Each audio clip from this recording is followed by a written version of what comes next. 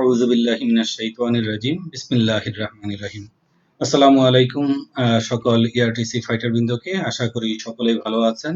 আল্লাহ সুবহানাহু ওয়া তাআলার অশেষ মেহেরবানিতে পবিত্র রমজানের মাঝে প্রত্যেককে আপনাদের প্রত্যেকের অবস্থান থেকে বলবো যে অনেক কষ্ট করে আপনাদের সময় ম্যানেজ করে আজকের ম্যাট ফর সাকসেস ট্রেনিং এ অ্যাটেন্ড করছেন যারা, তাদের প্রত্যেককে আমার অবস্থান থেকে আন্তরিক মোবারকবাদ জানাচ্ছি, শুভেচ্ছা জানাচ্ছি, অভিনন্দন জানাচ্ছি।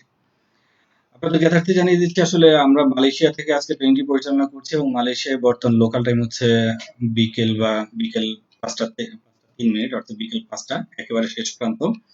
আর এর আগে যতগুলো কমেন্ট এসে কিছু কমেন্টের কিছু কথা বলে নিচ্ছি, এর মাঝে আমাদের অনেক ফ্রেন্ড লাইভে চলে আসবে, দেন আমরা মূল ট্রেনিং এ চলে যাব। যে কিছু কমেন্টের কথা এসে, ধরুন যে আমাদের অবস্থান থেকে যে আম, আ, এই যে ট্রেনিংটি পরিচালনা করছি, ট্রেনিং এর স্লাইডের পাশে যদি একটু ভিডিও থাকতো ভালো হতো। আমার কাছে মনে হয়েছে সবার কাছে ইনফরমেশনটা ইম্পর্টেন্ট, খুব বেশি ইম্পর্টেন্ট। আর এখানে যখন লাইভে থাকি তখন স্লাইডটা যখন সামনে থাকে আপনাদেরকে ইনফরমেশনটা বেশি দিতে পারি। তো আমি বলবো যে আসলে কে বলছে এটা বড় ব্যাপার না, কি বলছে সেটা নিয়ে আমরা, এবং যা বলছে সেটাও যে পুরোটা নিতে হবে তা না, যা বলছি এখান থেকে আপনার যতটুকু প্রয়োজন, আপনার সফলতার জন্য যতটুকু প্রয়োজন ততটুকু আপনি গ্রহণ করুন, ইনশাল্লাহ সামনের দিকে এগিয়ে যান। এবং টোটাল ট্রেনিং থেকে যদি একটি দুটি বাক্য আপনার জীবনের গতিপথকে আরো পজিটিভ করতে পারে, আরো সুন্দর করতে পারে, ইনশাল্লাহ সেটি হবে আমাদের সার্থকতা। সেটি হবে আমাদের সবার জন্য পরম পাওয়া এবং আনন্দের। তো আমি, যারা লাইভে অলরেডি চলে এসেছেন, আমি সকলকে রিকোয়েস্ট করবো দু একজনকে আমি, যে জাস্ট যেটা সবাই করে, যে যেহেতু সাউন্ডের ব্যাপারে আপনাদের কাছ থেকে একটু কনফার্মেশন নেব, এবং যখন কনফার্মেশন পেয়ে যাব তখন ইনশাল্লাহ আমরা মূল ট্রেনিংটায় প্রবেশ করব। এর মাঝে আরো কিছু মতামত, যেরকম গতকালকে ট্রেনিং এ কিন্তু প্রত্যেককে রিকোয়েস্ট করা হয়েছিল যে এই মুহূর্তে আমরা যেহেতু রিস্টার্ট করেছি, আমাদের এখানে এখন একটাই সমাধান, সেটা হচ্ছে যে আমরা যত দ্রুত সেলসে যেতে পারি। তো কালকে অনেকের কাছে কমেন্ট চেয়েছিলাম, মাত্র 2 জন কমেন্ট করেছেন, এর জন্য আর আমি স্পেসিফিক বললাম না। বাট আমি আশা থাকবে যে আজকে ট্রেনিং এ আপনারা প্রত্যেক কমেন্ট করবেন যে আমাদের প্রত্যেকের কি টার্গেট, কতদূর টার্গেট নিয়ে আমরা এগোতে চাচ্ছি, 10 তারিখ পর্যন্ত আমরা কে কতটুকু কন্ট্রিবিউট করতে পারি, ইনশাল্লাহ কমেন্টে আশা করি আজকে আপনারা সবাই উল্লেখ করবেন এবং সবাই সামনের দিকে এগিয়ে যাবেন। এটা আপনাদের প্রত্যেকের প্রতি আমার রিকোয়েস্ট থাকলো। আমি একটু কনফার্মেশন চাচ্ছি, আমি আশা করছি যে হ্যাঁ, অস্ট্রিয়াতে শুনছি, ক্লিয়ার শুনছি। হ্যাঁ, যতটুকু পেলাম তাতে বোঝা যাচ্ছে যে আলহামদুলিল্লাহ সবাই ক্লিয়ারলি শুনছেন। যেহেতু ক্লিয়ারলি শুনছি, তাহলে আমরা মূল ট্রেনিংটা আমরা চলে যাবো ইনশাল্লাহ এখনই।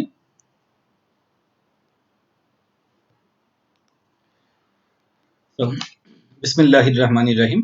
রাব্বি জিদনি ইলমা, রাব্বি ইশরাহ লি সাদরি ওয়া ইয়াসসির লি আমরি ওয়াহলুল উকদাতাম মিন লিসানি ইয়াফকাহু কাওলি।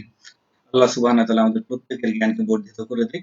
আমরা যেন সঠিক নিয়তে, সঠিক জায়গায় এবং যেভাবে কাজ করলে আল্লাহ সুবহানাহু ওয়া তাআলা খুশি হবেন, তার সন্তুষ্টি অর্জন করতে পারবো, সেভাবে যেন আমাদের প্রত্যেক কাজকে কাজে লাগাতে পারি। আমিন। ডিয়ার ফ্রেন্ডস, একটা ইনফরমেশন জানিয়ে রাখি, আমরা যে ট্রেনিং গুলো করছি, যেহেতু লাইভ ট্রেনিং এ যে পরিমাণ আমরা ইনফরমেশন দিতে পারি, লাইভ ট্রেনিং এ যে পরিমাণ আমাদের এক্সাইটমেন্টটা থাকে, দেখা যাচ্ছে যে এটা অনলাইন ট্রেনিং এ কিন্তু যেহেতু অনেক দূরত্ব থেকে দেওয়া হচ্ছে, যার কারণে সেই রকম কিন্তু আমরা পাচ্ছি না, যার কারণে ইনফরমেশনটা এখানে মূল আমাদের। আর ইনশাল্লাহ যখন আবার সরাসরি আমরা ট্রেনিং করব, তখন আমরা নিশ্চয়ই একটু ডিফারেন্ট ট্রেনিং গুলোকে পাবো। যার কারণে আমার অবস্থান থেকে আপনাদের প্রত্যেককেই বলবো যে আপনারা আপনাদের অবস্থান থেকে ইনফরমেশন গুলোকে এখন গ্রহণ করুন। তো আমরা অলরেডি জেনে গেছি যে আজকের ট্রেনিং এর সাবজেক্টটা একটু ডিফারেন্ট একটা সাবজেক্ট নিয়েছি আমরা, যে ম্যাট ফর সাকসেস। আসলে সফলতার জন্য পাগলামিটা কতটুকু ইম্পর্টেন্ট, আজকের ট্রেনিংটা মূল ম্যাটারটা হচ্ছে এটা, যে পাগলামিটা আমার কতটুকু দরকার আমি যদি সফল হতে চাই সেক্ষেত্রে। তো আজকে ট্রেনিং এর মূল ম্যাটারটা আপনারা প্রত্যেকেই প্লিজ শুরু থেকেই মাথায় রাখুন, যে টোটাল ট্রেনিং এ মূল আমাদের একটাই অবজেক্টিভ হবে। সেই অবজেক্টিভটা হচ্ছে যে আমি আমার নিজের পাগলামিটাকে খুঁজে বের করা। আবারও বলছি, যে ফুল ট্রেনিং এ আমরা চেষ্টা করব একটা জায়গায়, যে মাথার মাঝে খালি ঘুরাবো, মাথার মাঝে ভালো চিন্তা করব, অঙ্ক করব, বের করব যে আমার পাগলামিটা কোথায়, যে আমার পাগলামিটা কোন জায়গাটায়। যদি আমি আমার নিজের পাগলামিটাকে জানতে পারি যে এই জায়গায় আমার পাগলামি, কারণ প্রত্যেকটা মানুষের মাঝে পাগলামি আছে, প্রত্যেকটা মানুষের মাঝে পাগলামি আছে, ঠিক আছে? সো আমার পাগলামিটা কোথায় সেটা আমাকে আবিষ্কার করতে হবে, এবং ওই পাগলামিটাকে যখন আমি কনভার্ট করতে পারবো আমার সফলতার দিকে, ইনশাআল্লাহ আমি তখনই সফল হব। সো আজকে ট্রেনিংটা তখনই সফল হবে যখন আমরা আমাদের নিজের পাগলামির জায়গাটাকে খুঁজে বের করতে পারবো, এবং ওই জায়গাটাকে পরবর্তীতে কনভার্ট করে নিব আমাদের বিজনেসের জন্য, আমাদের সফলতার জন্য, তখন ইনশাআল্লাহ অবশ্যই আমরা সফল হব। এই ট্রেনিংটি করাতে গিয়ে কিছু মেমোরিজ মনে পড়ে।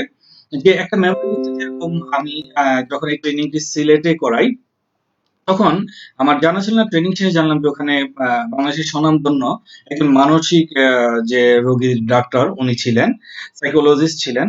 তো তিনি ট্রেনিং শেষে বললেন, আমি লন্ডনে এবং পৃথিবীর বিভিন্ন দেশে আমি যে পড়াশোনা করেছি মেডিকেলের উপর, ওখানে যে মূল মেসেজটা এখানে ঠিক সেই জিনিসটাই পাচ্ছি, যে মানুষের আসলে ওই যে ম্যাডনেসটা, প্রত্যেকটা মানুষের মাঝে যে একটা পাগলামিটা আছে, এটাই মূলত মানুষের ক্রিয়েটিভিটির জায়গা। এটা দিয়ে মানুষ মূলত জীবনে উত্থান করে, আবার এটার কারণে মানুষ জীবনে পতিত হয়ে যায়। তো তখন আমার খুব ভালো লেগেছে যে আলহামদুলিল্লাহ খুব সুন্দর সূক্ষ্ম একটা জিনিস আল্লাহ সুবহানাহু ওয়া তাআলা রহম করেছেন বলে সিলেক্ট করতে পেরেছি, এবং আলহামদুলিল্লাহ এই ট্রেনিংটা ইমপ্লিমেন্ট করে আমরা আমাদের জীবনের যেকোনো ক্ষেত্রে সফলতা পেতে পারি যদি আমরা সেটাকে চাই, এবং ইনশাআল্লাহ আমি আশা করি সবাই সেটা পাবো, এবং সবাই আমাদের নিজের জীবনের প্রত্যেকের অবস্থান থেকে, যে আমরা আমাদের অবস্থান থেকে চেষ্টা করব যে আজকে আমাদের নিজের জীবনের পাগলামিটা কোন সেক্টরে আছে সেটাকে খুঁজে বের করা, এবং সেটাকে খুঁজে বের করে আমরা আমাদের অবস্থান থেকে যেন অবশ্যই আমরা আমাদের এই বর্তমান সেই পাগলামিটার সাথে আমার বর্তমান যে অবস্থান আছে সেই অবস্থানকে আমি সুন্দর করে অ্যাটাচ করে সামনের দিকে এগিয়ে যেতে পারি। তো চলুন আমরা আমাদের পাগলামি, যেহেতু সত্যিকার অর্থে আমরা সবাই নেটওয়ার্কার, আমরা নেটওয়ার্ক মার্কেটিং এ কাজ করছি, অর্থাৎ বেসিক যেটা ডিরেক্ট কথা যে আমাদের বিজনেস হচ্ছে নেটওয়ার্ক মার্কেটিং, অর্থাৎ আমাদের পাগলামিটা কিন্তু নেটওয়ার্কিং কে ঘিরেই। আর যেহেতু নেটওয়ার্কিং কে ঘিরে আমাদের পাগলামি, চলুন তাহলে আমরা আমাদের অবস্থান থেকে সেই নেটওয়ার্কিং কে ঘিরে আমাদের পাগলামিটাকে আমরা আসলে করতে পারছি কিনা, আসলে কি লেভেলে করছি, আসলে কিভাবে করা উচিত, এবং ওই যে পরবর্তীতে কম্পারিজনটায় আমরা চলে যাব। যে বলা যে আসলে দেখেন আমরা সবাই নেটওয়ার্কার, প্রত্যেকে আমরা নেটওয়ার্কার, উই আর নেটওয়ার্কার। এখন আমার কোশ্চেন আপনাদের প্রতি, আর উই নেটওয়ার্কার, আসলেও কি আমরা নেটওয়ার্কার? উত্তর আসবে ইয়েস, উই আর নেটওয়ার্কার, আমরা নেটওয়ার্কার। আসলে আমরা নেটওয়ার্কার, কিন্তু পৃথিবীতে সত্যিকার অর্থে যারা নেটওয়ার্কার পরিচয় দেয়, যারা নেটওয়ার্ক মার্কেটিং বিজনেস করে, তাদের মতো কিন্তু আমাদের কারোই এখনো অবস্থান হয়নি, বা তাদের মতো সেই ফেইথ আমাদের নাই, সেই গেইন আমাদের নাই, এবং সেরকম কোনো নেটওয়ার্ক মার্কেটিং কোম্পানিকেও আমরা এই পর্যন্ত পাইনি। বাট আলহামদুলিল্লাহ, আল্লাহ সুবহানাহু ওয়া তাআলার রহমত, এবং আলহামদুলিল্লাহ বলবো কৃতজ্ঞতা আমাদের অনারেবল সিইও এবং ম্যানেজিং ডিরেক্টর জনাব Anwar H royal Rana sir, যিনি ফার্স্ট ঠিক গোটা ওয়ার্ল্ড যেই সেক্টরে যেভাবে সুন্দর করে নেটওয়ার্ক মার্কেটিং কে এস্টাবলিশ করার জন্য যে সলিড পদ্ধতি অবলম্বন করেছে, নিজস্ব প্রোডাক্ট, নিজস্ব ফ্যাক্টরি, ঠিক আছে, নিজস্ব বিপণন ব্যবস্থা, আলহামদুলিল্লাহ সেভাবে কিন্তু আমরা এগিয়ে যাচ্ছি, এবং ইনশাআল্লাহ আশা করি গোটা পৃথিবীর বুকে আমরা নেটওয়ার্কার হিসেবে ইনশাআল্লাহ আগামী ২ বছর, ৩ বছর, 5 বছর পর পরিচয় দিতে পারবো। একটা জিনিস অবশ্যই মাথায় রাখবেন, পৃথিবীতে আজকে যারা বড় বড় নেটওয়ার্কার হিসেবে পরিচিত দেয়, প্রত্যেকেরই কিন্তু ক্যারিয়ারের বয়স ২০ বছর, ২৫ বছর, ৩০ বছর, ১৫ বছর। বাট আমাদের দেশে তো কোনো কোম্পানিকে আমরা এখন পর্যন্ত ২০ বছর নিয়ে যেতে পারিনি। তো কি পারিনি এটা ব্যাপার না, বাট ইনশাআল্লাহ এখন থেকে পারবো, সেই লক্ষ্যে এগিয়ে যাচ্ছি। আলহামদুলিল্লাহ আমরা ৭ বছরে পা দিয়েছি, দেখতে দেখতে এটা ১০ বছর হবে, ইনশাআল্লাহ ১৫ হবে, ২০ হবে। ইনশাআল্লাহ আমি স্বপ্ন দেখি একদিন ইনশাআল্লাহ আমার এই ক্যারিয়ারটি, আমার এই সিআইডিটি উত্তরাধিকার সূত্রে আমার সন্তান পরিচালিত করবে, আমি পৃথিবীতে চলে যাব, বাট ইনশাআল্লাহ আমার পজিশন চলবে। এইভাবে এক একজন নেটওয়ার্কারের একটা সিআইডির বয়স ২০ বছর, ৫০ বছর, ১০০ বছর হবে।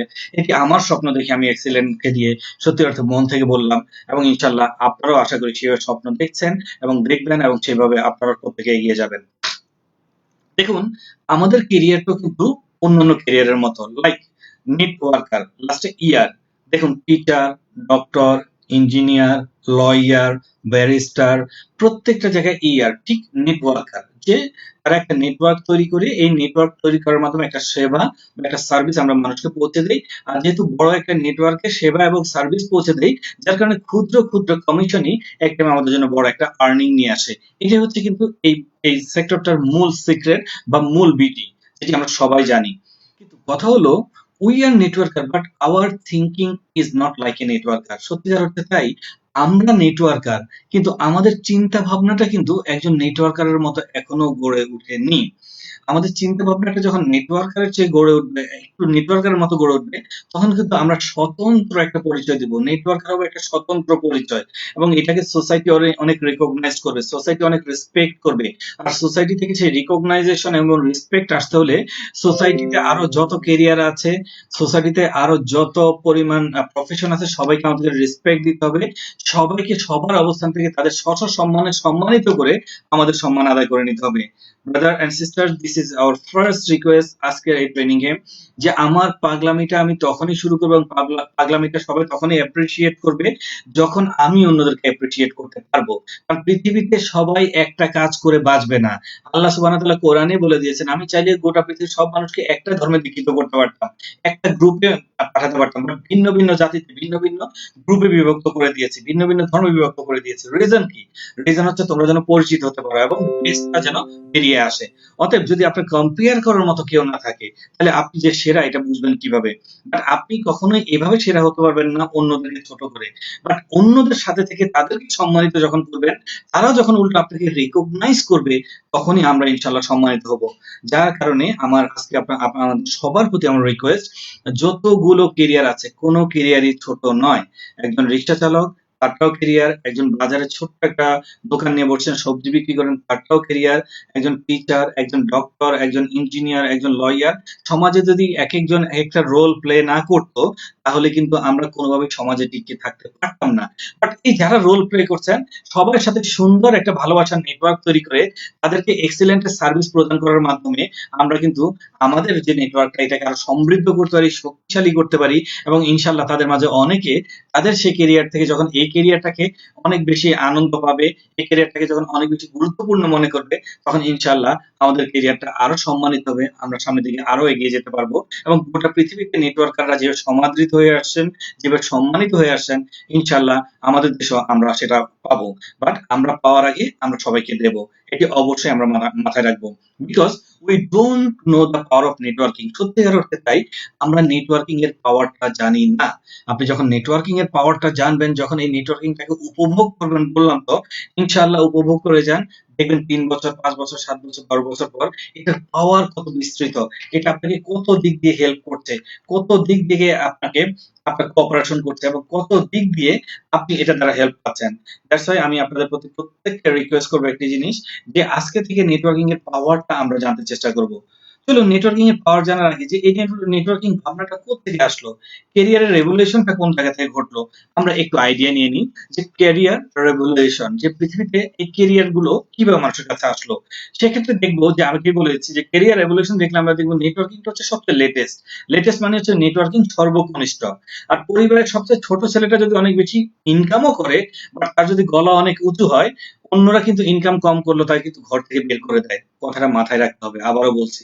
অথবা আপনি সবার জুনিয়র, আপনি সবার ছোট, সবাইকে সম্মান করে সবাইকে সবার ভালোবাসা নিয়ে আপনি কিন্তু অনেক বড় হতে পারবেন। আর পরিবারের ছোট ছেলেটা যখন সবার চেয়ে ভালো অবস্থানে থেকেও সবাইকে সম্মান দেবে, তখন সবাই কিন্তু গর্ব করে বলবে, আমাদের ছোট ছেলে আজকে এটা করেছে, আমাদের ছোট ছেলে আজকে ওটা করেছে।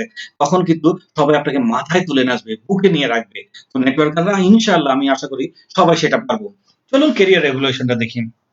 বলা হচ্ছে, দেখুন, সৃষ্টির শুরুতে there was no career। আমরা যেটা জানি ছোটবেলায় ক্লাস 9 10 আমি বর্তমান তো জানি না, যেহেতু আমাদের পাঠটা অনেক আগে চুকিয়ে এসেছি, যে আমরা পড়েছিলাম এরকম মনে পড়ে ক্লাস 7 8 9 10 যে মানুষের শুরুতে, সৃষ্টির শুরুতে মানুষ গুহায় বসবাস করত। তখন মানুষের কোনো ক্যারিয়ার ছিল না। মানুষ তার গুহার চারপাশে যে ফলমূল পেত সেগুলো খেত, দেন পশু পাখি শিকার করতো, এইভাবে চলতো। আসলেও তাই, first there was no career। মানুষ নির্দিষ্ট একটা অবস্থানে গুহায় অবস্থান করতো এবং তার চারপাশে যা পেত তাই খেত। খুব বেশি দূরে যেত না যদি বন্য প্রাণীরা আক্রমণ করে, যদি তার কোনো ক্ষতি হয় বা সে যদি ফিরে আসতে না পারে বিভিন্ন চ্যালেঞ্জের কারণে। তো এইভাবে কিন্তু মানুষের ফার্স্ট সৃষ্টির শুরুটা এইভাবে হলো। যখন এখানে হলো, দেখুন ক্রিয়েটিভিটি কিভাবে আসে। তখনই কিছু মানুষ দেখলো আমি খেয়ে ফেলছি, আমার চারপাশের খাবারগুলো আস্তে আস্তে শেষ হয়ে যাচ্ছে, আর এই খাবারের যে বীজগুলো আমি ফেলে দিচ্ছি সেখান থেকে তো আবার গাছ গজাচ্ছে, আবার চারা হচ্ছে, আবার সেখান থেকে তো আবার ফল হচ্ছে। So this is not a bad idea. আমি আমার চারপাশে এই বীজগুলোকে সুন্দর করে আমি জমি পরিষ্কার করে আমি একটু চাষাবাদ করি। দেখুন কিভাবে পার্থক্য তৈরি হয়ে গেল। ওই যে কিছু মানুষ মনে করলো, আহারে কত বোকা, যেখানে একটু হেঁটে গেলেই খুঁজে খুঁজে আমি খাবার পাচ্ছি, সেখানে কষ্ট করে আবার চাষবাস করবো, এর চেয়ে ভালো গুহাতে ঘুমিয়ে থাকি, আমি ঘুরে বেড়াই আর দিন শেষে আমি তো খাবার পাবোই। আর আরেকটা গ্রুপ, সে ঘুমিয়ে না থেকে, ঘুরে না বেরিয়ে, খাবার ফ্রি সংগ্রহ না করে সে নিজে জমিকে প্রশস্ত করতে লাগলো, চাষাবাদ করতে লাগলো, তার শস্য বাড়তে লাগলো। তো দেখুন, যেটা আমরা ওই একটা গল্প জানি, যেটা শিব খেরার গল্পে, যে একটা পাখি তার একটা পালক দিয়ে প্রতিদিন সে খাবার নিত এবং নিতে নিতে একদিন দেখে তার শরীরের সব পালকই শেষ। যখন পালক শেষ হয়ে গেল, সে কিন্তু আর উঠতেও পারলো না, যেহেতু তার পালক নেই, তাকে পালকের বিনিময়ে কেউ খাবারও দিল না এবং একটা সে না উঠতে পেরে না খেয়ে কিন্তু মারা গেল। ঠিক একইভাবে গুহাবাসীগণ যখন এইভাবে ফ্রি খাবার প্রকৃতিতে খুঁজতে খুঁজতে খেতে খেতে তাদের চারপাশে খাবার শেষ, এখন তো আর তারা খাবার পাচ্ছে না। আর ওদিকে যারা ক্রিয়েটিভ, তারা যেহেতু শস্য দানা বপন করেছিল, তাদের কিন্তু এখন অনেক বড় জমি হয়ে গেছে। এভাবে তারা জমির পর জমি দখল করলো, যেখান থেকে আস্তে আস্তে জমিদার শব্দটা চলে আসলো। সো কেরিয়ার দেখুন কিভাবে ফার্স্ট আসলো মানুষের মাঝে। তখন ফার্স্ট মানুষের মাঝে এক্সচেঞ্জ করতে শুরু করলো। ওকে, আমাদের ফসল শেষ, আমাদের প্রাণী আছে। তখন বলল ঠিক আছে, তুমি ২টা গরু নাও, আমাকে ধান দাও বা ভুট্টা দাও বা গম দাও, রাইট? এভাবে কেউ এক্সচেঞ্জ প্রথা, যেটা জানি পৃথিবীর প্রথম কেরিয়ার ছিল বিনিময় প্রথা। মানুষ মানুষের সাথে বিনিময় করত। কেউ পশু পাখি দিয়ে খাবার নিত, কেউ শস্য দিয়ে পশু পাখি নিত। এ ফার্স্ট এক্সচেঞ্জ বা বিনিময় প্রথা চালু হলো। এবং এই এক্সচেঞ্জ চলতে চলতে একটা টাইমে দেখা গেল যে এক্সচেঞ্জ করার তো মাধ্যম লাগবে, আমার তো প্রোডাকশন লাগবে, আমি কোথা থেকে এক্সচেঞ্জ করবো যখন না থাকে। এই ফাঁকে কিছু মানুষ আরো মনোযোগী হয়ে গেল, ওই ছোট ছোট যে শস্য গাছ থেকে আস্তে আস্তে এগ্রিকালচারের প্রতি ঝুঁকে পড়লো, আস্তে আস্তে চাষাবাদের প্রতি ঝুঁকে পড়লো।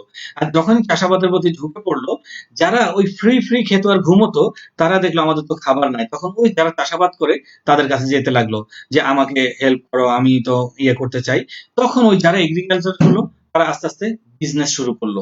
বিজনেস শুরু করলো ছোট ধরনের, বড় ধরনের, আস্তে আস্তে এইভাবে তাদের মধ্যে, যেটা জানেন, ধাতব মুদ্রা চালু হলো, কড়ি চালু হলো, এবং আস্তে আস্তে বিভিন্ন মুদ্রার প্রচলন হলো।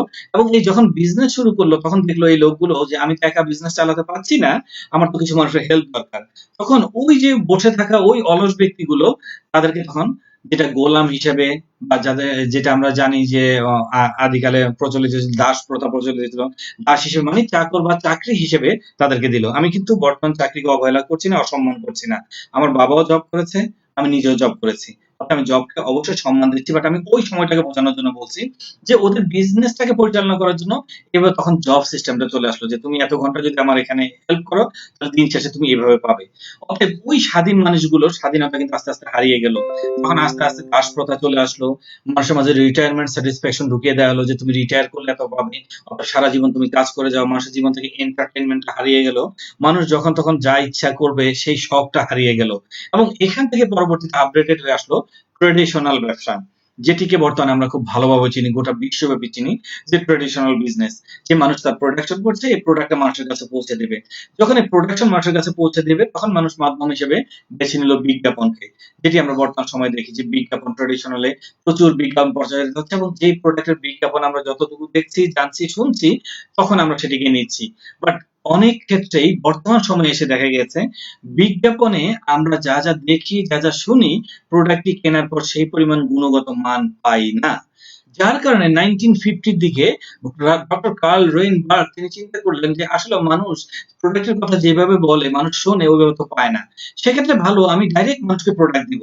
নিয়ে প্রোডাক্টটা নিয়ে মানুষ যদি আমার কথা এবং প্রোডাক্টের কাজে মিল পায়, স্যাটিসফাইড হয়, তখন মানুষকে বলবো তুমি এবার নিজেই বিজ্ঞাপন করো। তাহলে মানুষের মাধ্যমে যখন বিজ্ঞাপন হবে, আমার প্রোডাক্টটা সেল হবে। যেহেতু আমি টেলিভিশনে বা কোনো মাধ্যমে বিজ্ঞাপন দিলে আমার খরচ হতো, যেহেতু এই মানুষগুলো বিজ্ঞাপনের কাজ করবে, অর্থাৎ এদেরকে বিপণনের জন্য আমি ছোট ছোট একটা কমিশন দিব। অর্থাৎ এদের দ্বারা সুন্দর একটা নেটওয়ার্ক তৈরি হবে, এবং এই নেটওয়ার্কে প্রত্যেকটা মানুষের কাছে দায়বদ্ধ থাকবে। আর প্রোডাক্টের কোয়ালিটি ভালো না হলে কোনোভাবেই এই প্রোডাক্ট চলবে না। আর একটা মানুষ তার সামাজিক অবস্থানের কথা চিন্তা করেও কাউকে মিথ্যা কথা বলতে পারবে না, কারণ সে যখন প্রোডাক্টটা দিবে, প্রোডাক্টের কথা বলবে, যাকে বলবে, সে যদি প্রোডাক্টটা নিয়ে উপকার না পায়, তাহলে এই মার্কেটটা চলবে না। অতএব এভাবে মিস্টার কার্ল রেইনবার্গ, যিনি 1950 থেকে ফার্স্ট শুরু করেছিলেন এই সিস্টেম, নেটওয়ার্ক মার্কেটিং সিস্টেম, যেটি ওয়ার্ল্ডের সবচেয়ে latest system. So brother and sisters, আমরা একটা কথা কিন্তু ক্লিয়ারলি বুঝতে পারছি যে এই নেটওয়ার্ক সিস্টেম শুরু করার জন্য সর্বপ্রথম গুরুত্বপূর্ণ যেটি, সেটি হচ্ছে গ্রহণযোগ্য আপনার নিজস্ব প্রোডাক্ট থাকতে হবে। এবং সেই প্রোডাক্ট, যখন আপনি যে কথাগুলো বলছেন, সেই কথায় কাজে মানুষ মিল পাবে, মানুষ উপকৃত হবে, সে তার স্যাটিসফ্যাকশনটা, ভালো লাগাটা তার নেটওয়ার্কে ছড়িয়ে দেবে। এবং যেহেতু ছড়িয়ে দেওয়াটা তার কোম্পানির জন্য একটা কাজ হচ্ছে, যার কারণে কোম্পানি তাকে তার পার্টনার মনে করে তাকে একটা সেলস কমিশন দিবে। এভাবে কিন্তু network marketing business world wide চলে এসেছে। আর যখনই নেটওয়ার্ক মার্কেটিং সিস্টেম চলে এসেছে, কতিপয় মানুষ আবার দেখলো যে এর মাঝে তো আসলে অনেক বড় সোশ্যাল একটা নেটওয়ার্ক তৈরি হচ্ছে। অতএব এখানে তখন লিগ্যালের পাশাপাশি ইলিগ্যাল অনেক কিছু চলে আসলো। Not in network marketing system. আমরা জানি পৃথিবীর প্রত্যেকটা জিনিসে, বাজারে যখন ভালো একটা মোবাইল আসে, তার কপি ফোন চলে আসে। বাজারে যখন ভালো একটা জিনিস আসে, তার কপি চলে আসে। মার্কেটে যখন একটা গান খুব হিট করে, সুপার ডুপার, দেখুন ওই সুরে আরো কয়েকটা গান বেরিয়ে যায়। এটা কিন্তু কমন। কিছু মানুষ তো বসেই থাকে এটার জন্য, নকলবাজ, বা যারা এটাই করে, যারা এটা করে মজা পায়। অর্থাৎ ঠিক নেটওয়ার্ক মার্কেটিংটাও যখন লিগালি শুরু হলো, এটার পাশাপাশি ইলিগালি তখন থেকে শুরু হয়ে গেছে, এখনো আছে, আজকেও আছে, আগামীতেও থাকবে। বাট এর মাঝে আপনাকে সঠিকটি সুন্দরটি বের করে নিতে হবে, আর এটির জন্য আপনাকে ধীরে ধৈর্যের সাথে ভালোবাসা দিয়ে কাজ করে যেতে হবে। আর যদি যদি আমরা করে যেতে পারি, ইনশাআল্লাহ অবশ্যই আমরা ক্রিয়েটিভ কিছু পারবো। আমি আশা করি যে ইনশাআল্লাহ আমরা সবাই ক্রিয়েটিভ হব এবং ক্রিয়েটিভ কিছু গোটা দেশকে, জাতিকে আমরা উপহার দিতে পারবো। বিল গেটস এর কথাটা আমার খুব মনে পড়ে। বি এ নেটওয়ার্কার, একজন নেটওয়ার্কার হবেন কখনই। বিল গেটস বলেছিল, I studied everything but never top, যে আমি প্রত্যেকটা বিষয়ে পড়াশোনা করেছি বাট কখনো না আমি সেরা হতে পারিনি। But truth the toppers of the best universities are my employee, যে দেখুন কত সুন্দর কথা, যে আমি সকল বিষয়ে পড়াশোনা করেছি বাট আমি কখনো টপ বা সেরা হতে পারিনি। বাট আজকে পৃথিবীর সেরা সেরা ইউনিভার্সিটির সেরা সেরা স্টুডেন্টরা আমার কোম্পানিতে এমপ্লয়ি। তো ঠিক কেন জানি রয়্যাল রানার সাথে মিলে যাচ্ছে আমাদের অনারেবল এমডি স্যার সাথে। উনিও পড়াশোনা করেছেন, পড়াশোনায় কখনো টপ হননি, বাট যে পাগলামি ছিল নেটওয়ার্কিং এ, সেই নেটওয়ার্কিংটাকে এতটা ভালোবেসেছেন। বাংলাদেশে নেটওয়ার্ক মার্কেটিং এ সেই 2000 সাল থেকে তিনি স্টাডি করে গেছেন, 2000 সাল থেকে এখানে ইনভলভ ছিলেন, এবং 2000 সাল থেকে যে যে অপূর্ণতাগুলো পেয়েছেন, সেই অপূর্ণতাগুলোকে রোধ করার জন্য নিজে একটা ইনিশিয়েটিভ নিয়েছেন 2013-তে। আলহামদুলিল্লাহ, যাদের হাত ধরে তিনি নেটওয়ার্ক মার্কেটিং শিখেছেন, তারাও আজকে তার এখানে কাজ করছে, তার টিমে আছে, তার কোম্পানিতে আছে। এটি গর্বের, এটি আনন্দের, এটি সবার জন্য একটি ভালো লাগার, ভালোবাসার বিষয়। স্যারের জন্য স্যালিউট, এবং ইনশাআল্লাহ আমরা এভাবে সামনের দিকে এগিয়ে যেতে চাই, ক্রিয়েটিভ হয়ে এগিয়ে যেতে চাই। আর যখন এগিয়ে যেতে চাই, অবশ্যই আমাদেরকে মনে রাখতে হবে, আমাদের মাঝে সফলতার জন্য, আমাদের সেই সফলতার জন্য আমাদের ম্যাডনেস থাকতে হবে। Be a mad for your success, যে আপনাকে একজন পাগল হতে হবে আপনার সেই সফলতার জন্য। আবারও বলছি, পাগল কিন্তু আমরা এই জন্য হবো না যে আজকে থেকে আমরা পাগল হয়ে গেলাম, এটা পাগল নয়। আমরা পাগল হতে চাচ্ছি এজন্য যে আমি আমার পাগলামিটাকে খুঁজে বের করব, আমার পাগলামিটাকে খুঁজে বের করে আমি আমার সাথে, আমার বর্তমান অবস্থানের সাথে আমি ইনভলভ করে দেব। তো সকলে কি আমরা রেডি আছি আমাদের পাগলামিগুলো খুঁজে নেওয়ার জন্য? আমি জাস্ট সবার কমেন্ট চাচ্ছি, আমরা যারা এখানে আছি আমরা প্রত্যেকে কি আমরা প্রস্তুত আছি আমাদের পাগলামিটাকে খুঁজে নেওয়ার জন্য লিডার্সরা?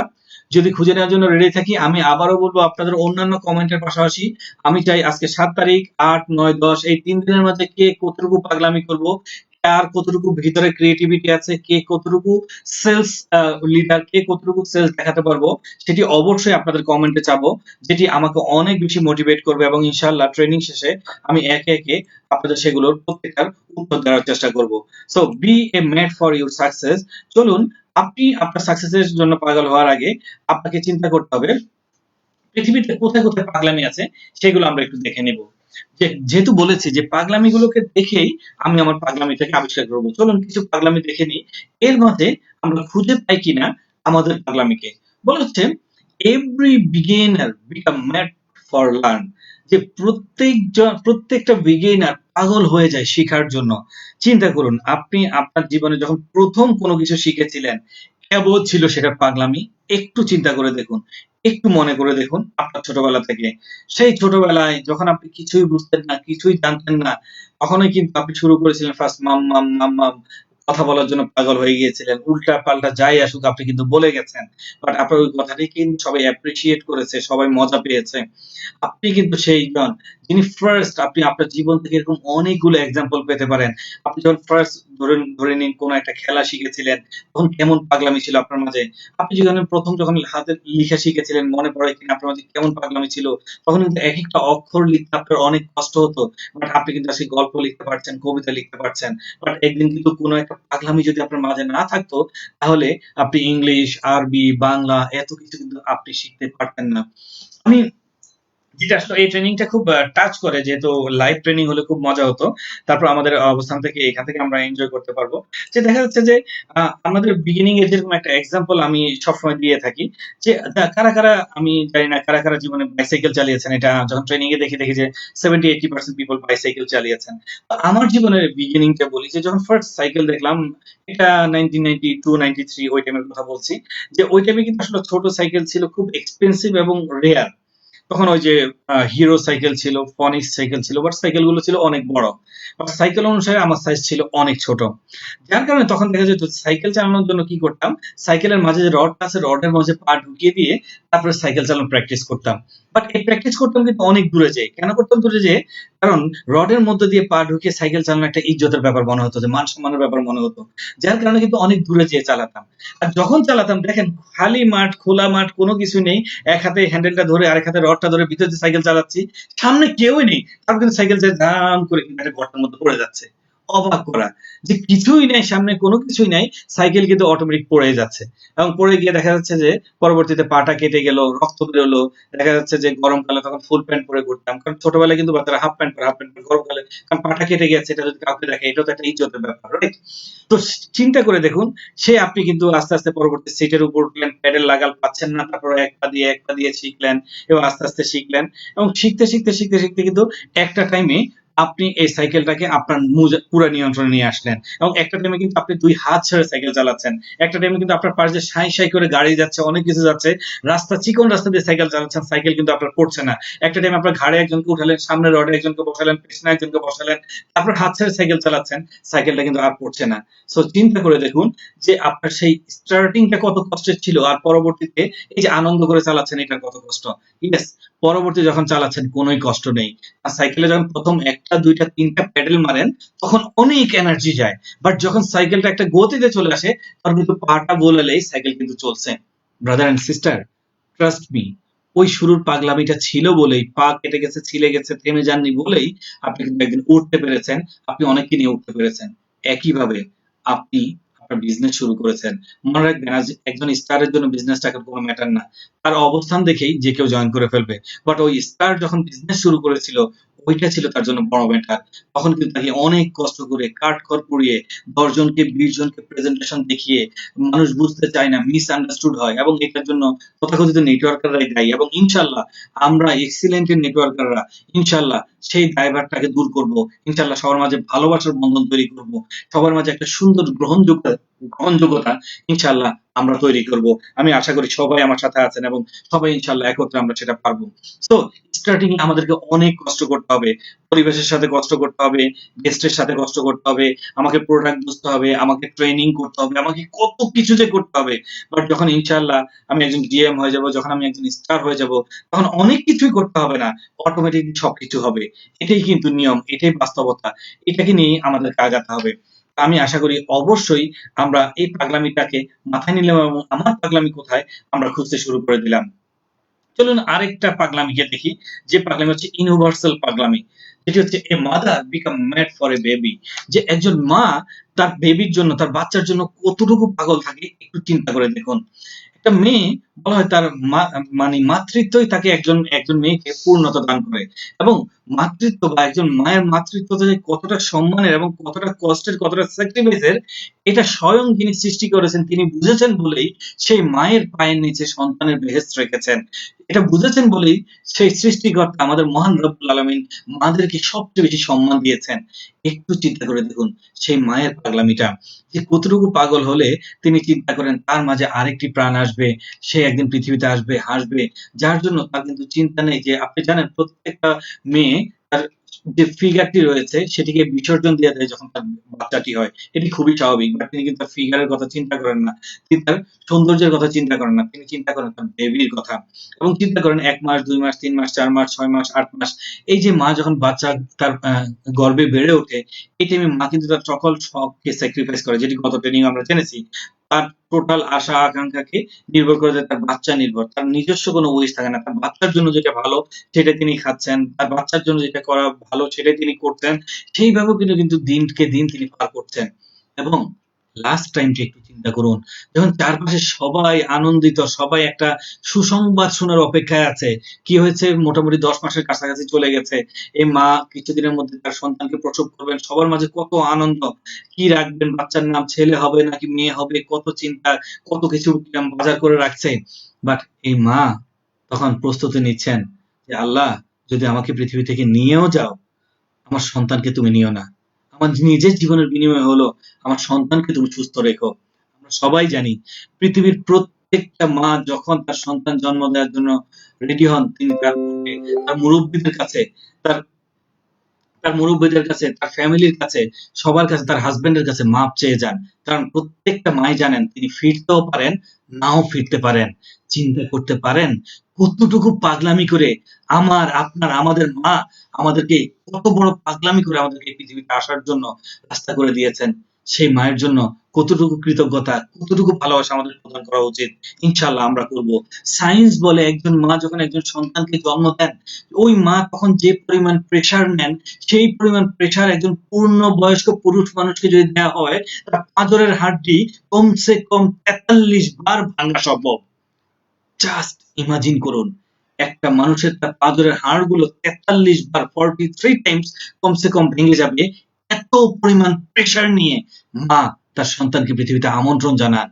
তারপর আল্লাহ তাআলা যখন মাকে সন্তানকে দুজনকে সুস্থ রাখেন, এত বেদনা, এত কষ্ট, কোনো কিছু মনে না রেখে সন্তানের চেহারাটা দেখে তিনি সবকিছু ভুলে যান। ব্রাদার এন্ড সিস্টার্স, আপনিও গতকালকে ট্রেনিংও বলেছি, সেই সফলতাকে আপনারও জন্ম দিতে হবে।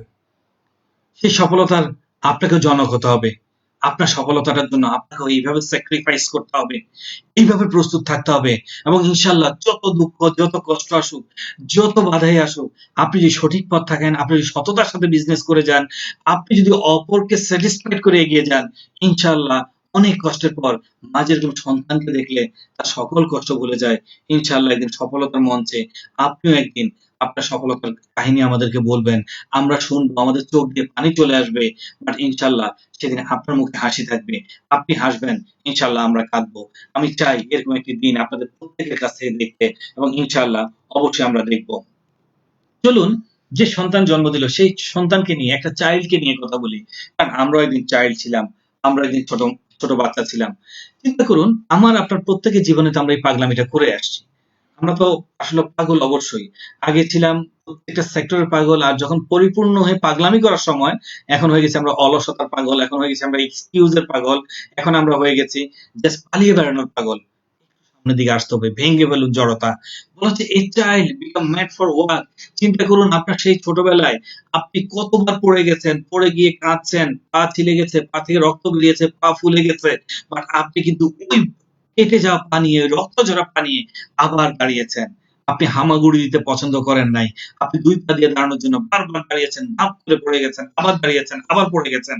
ব্রাদার এন্ড সিস্টার্স, যদি ওই দিন আপনার পা কেটে যাওয়ার পর, পা ফুলে যাওয়ার পর আপনি কেঁদে কেটে যদি সিদ্ধান্ত নিতেন যে আমি আর চেষ্টা করব না, তাহলে কিন্তু আজকে জানোয়ারের মতো আমরা ৪ পায়ে হাঁটতাম। পশু পাখির মতো ২ হাতকেও আমাদের পা বানিয়ে ফেলতাম। বাট আলহামদুলিল্লাহ, আল্লাহ সুবহানাহু ওয়া তাআলার সৃষ্টির সেরা জীব আল্লাহ তাআলা সেই আমাদের ১ম বিন্দুতে আমাদেরকে ফাইটিং শিখিয়েছে। যার কারণে জন্মের পরও আমি আমার ২ পায়ে দাঁড়ানোর জন্য বারবার ফাইট করেছি, বারবার ফাইট করেছি, পাগলামি করেছি, রক্ত ঝরেছে, ব্যথা পেয়েছি, কেঁদেছি, বাট ছাড় দেইনি। আমরা কিন্তু সফলও আলহামদুলিল্লাহ হয়েছি। সেই ছোটবেলা থেকে আস্তে, আস্তে বড় হয়ে আমরা চলে এসেছি পড়াশোনার জীবনে। চলুন, যে আমাদের পাগলামিটা চলে এসেছে কোথায়? স্টাডিতে। A student become mad for his study. চিন্তা করুন যে একজন ভালো স্টুডেন্ট কতটা পাগল থাকে তার স্টাডির জন্য, বা আপনি আপনার জীবনে কতটুকু পাগলামি ছিল সে পড়াশোনা করার জন্য। চিন্তা করুন, ক্লাস 1 থেকে 10 এসএসসি পাস করব, বাট আমি জানি এসএসসি পাস করে কোনো গ্রহণযোগ্য কোনো কিছুই পাবো না, বাট কখনোই তো এটা ভেবে আমি পড়াশোনা বন্ধ করিনি। দেন ইন্টার করবো আরো ২ বছর, তারপর আমি জানি গ্রহণযোগ্য কোনো জব পাবো না, তারপর তো আমি থেমে যাইনি। তারপর আমি অনার্স করলাম ৪ বছর, মাস্টার্স করলাম, মোটামুটি ১৬ থেকে ১৭ বছর পার করে দিলাম স্টাডির। তারপরও ১৭ বছর অতিক্রম করার পরও কাঙ্ক্ষিত জবটা কিন্তু মেক্সিমাম মানুষই পান না। তাই বলে কি পড়াশোনা বন্ধ হয়ে গেছে? তাই বলে কি কেউ বলেছে পড়াশোনা করো না? কেউ তো বলেনি, কেউ তো থেমে নেই। সবাই তো মনে করছে, এবং সত্যিই তাই, যত বেশি পড়াশোনা করবো, ততই জ্ঞান খুলবে, ততই জানবো, ততই বুঝবো, ততই কিন্তু আমরা সঠিক সিদ্ধান্ত নিতে পারবো। যার কারণে পড়াশোনা আসলে চাকরির জন্য করিনি, পড়াশোনা করেছি নিজেকে শিক্ষিত করার জন্য, নিজের জ্ঞানটাকে খোলার জন্য। এবং আলহামদুলিল্লাহ, কারণ আমাদের পবিত্র কোরআনে ১ম যে বাণীটি নাযিল হয়েছিল, ইকরা বিসমি রাব্বিকাল্লাযী খালাক, পাঠ করো তোমার প্রভুর নামে যিনি তোমাকে সৃষ্টি করেছেন। ১ম কথাটি ছিল পড়ো, পড়ো, পড়ো। সেই পড়া, সেই পড়া আমাদের পড়তে হবে। আমি জানি সবাই এখানে যারা ইয়াং আছেন, আপনাদের প্রত্যেকের প্রতি রিকোয়েস্ট, সর্বপ্রথম আপনার জন্য সর্বপ্রথম প্রায়োরিটি হচ্ছে আপনার পড়াশোনা। যে একজন ভালো স্টুডেন্ট, সে একজন ভালো অলরাউন্ডার, সে সবই পারে। সে সবকিছুই পারে। সে ভালো বিজনেসও করতে পারবে, সে ভালো সবকিছুই করতে পারবে।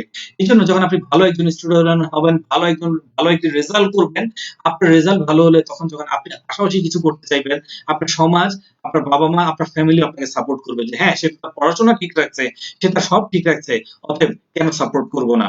আর যখন পড়াশোনায় আপনি ঠিক রাখবেন, ইনশাআল্লাহ একদিন আপনি এক্সিলেন্ট এর জন্য একটা অ্যাসেট হবেন, বাংলাদেশের জন্য একটা অ্যাসেট হবেন, গোটা পৃথিবীর জন্য একটা অ্যাসেট হবেন। গোটা পৃথিবীব্যাপী ইনশাআল্লাহ আপনি একদিন দাপিয়ে বেড়াবেন, মানুষকে ট্রেন আপ করবেন, মানুষকে ইনফরমেশন দিবেন। সো আপনারা যারা স্টুডেন্ট আছেন অবশ্যই আপনার পাগলামি থাকবে স্টাডির জন্য। আর যারা স্টাডি কমপ্লিট করে এসেছেন, চিন্তা করুন সেই টাইমে কতটা পাগলামি করেছেন, রাত জেগে পড়াশোনা করেছেন, নোটের জন্য ছুটেছেন, ক্লাস মিস দেননি, কতটা কষ্ট করেছেন। তো ঠিক জীবনে 16 বছর কষ্ট করে কি পেলেন হিসাব করে যদি করেন চাকরির সাথে, এটা অন্যায় হবে। যে শিক্ষাটা পেয়েছেন সেই শিক্ষাটাকে কাজে লাগান এবং চিন্তা করুন 16 বছর শিখে যে জ্ঞান নিয়েছি সেই জ্ঞান থেকে অন্তত যেহেতু একটা প্ল্যাটফর্ম পেয়েছি, এই প্ল্যাটফর্মে 3টা বছর কাজে লাগাই সেই জ্ঞান দিয়ে। যেখানে 10 বছর গেল, 4 বছর গেল, আমি জাস্ট সময় পার করেছি। ইনশাআল্লাহ এখানে 3টা বছর আমি দেই। ইনশাআল্লাহ একটু পাগলামির সাথে দেই। পড়াশোনায় যেরকম সিরিয়াস ছিলাম সেরকম আমার এখানে কাজে সিরিয়াস হই। ট্রেনিং এ যেগুলো শিখেছি সেগুলো ইমপ্লিমেন্ট করি। যেভাবে কাজ করতে বলা হচ্ছে সেভাবে কাজ করি। ইনশাআল্লাহ অবশ্যই আমরা রেজাল্ট পাবো। দেন দেখুন, জীবনের একটা পার্ট যেটিকে আমরা মেনেই নিতে হয়। পড়াশোনার পাশাপাশি চলে আসে একটা কথা, যেটি আমাদের জীবনে, প্রত্যেকের জীবনে চলে আসে ভালোবাসা। আর এই ভালোবাসাটা কিন্তু শুধুমাত্র একান্তিক না যে হ্যাঁ, একটা ছেলের একটা মেয়ের প্রতি ভালোবাসা, এটিই নয়। ভালোবাসাটা হতে পারে বাবা-মার সন্তানের প্রতি, সন্তানের বাবা-মার প্রতি। কারণ আপনার ছোটবেলায় কিন্তু ছোটবেলা থেকে আপনার ছোট থেকেই যে ভালোবাসার সূত্রটাই কিন্তু হয়েছিল বাবা-মাকে দিয়ে। দেন আপনার ভালোবাসা কনভার্ট হয়ে গেছে আপনার খেলনার প্রতি, আপনার ছোট আপনি আপনার অবস্থান থেকে ছোটবেলা থেকে যাদেরকে যে বন্ধুদের সাথে মিশতেন তাদের প্রতি, দেন আস্তে, আস্তে বড় হলেন, আপনার ভালোবাসাটা কনভার্ট হলো এবং আপনি যখন এই যে অনার্স মাস্টার্স বা আপনি যখন এরকম ম্যাচিউর হলেন, তখন একটি মেয়ের প্রতি আপনার ভালোবাসা ক্রিয়েট হলো। আপনি আপনার জীবনে চিন্তা করুন, প্রত্যেকটা মানুষ যারা আজকে এখানে আছেন, জানি না কে কোন বয়সে আছেন। আমাদের নেক্সট একটা ট্রেনিং আছে, যদি আল্লাহ রহম করে ইনশাআল্লাহ। ওই ট্রেনিংটা যেভাবে আমরা অডিটোরিয়ামে দিই হয়তো তার 20% হলেও দিতে পারবো ইনশাআল্লাহ। হাউ টু লাভ, কিভাবে ভালোবাসতে হয়। সেখানে এই সেন্টেন্সটার অনেক কিছু পাবেন যে ভালোবাসার জিনিসটা নিয়ে আমাদের একটা ট্রেনিং আছে। এখানে খুব বিস্তারিত বলব না, বাট এইটুক বলবো, আমরা যারা জীবনে আজকে একটা পর্যায়ে এসেছি, একটু যদি পেছনে ফিরে তাকাই, প্রত্যেকেই দেখবো প্রত্যেকের জীবনের একটা কষ্টের বা একটা বেদনার বা একটা কোন রকম একটা স্মৃতি রয়েছে, যেটা এই ভালোবাসা কেন্দ্রিক।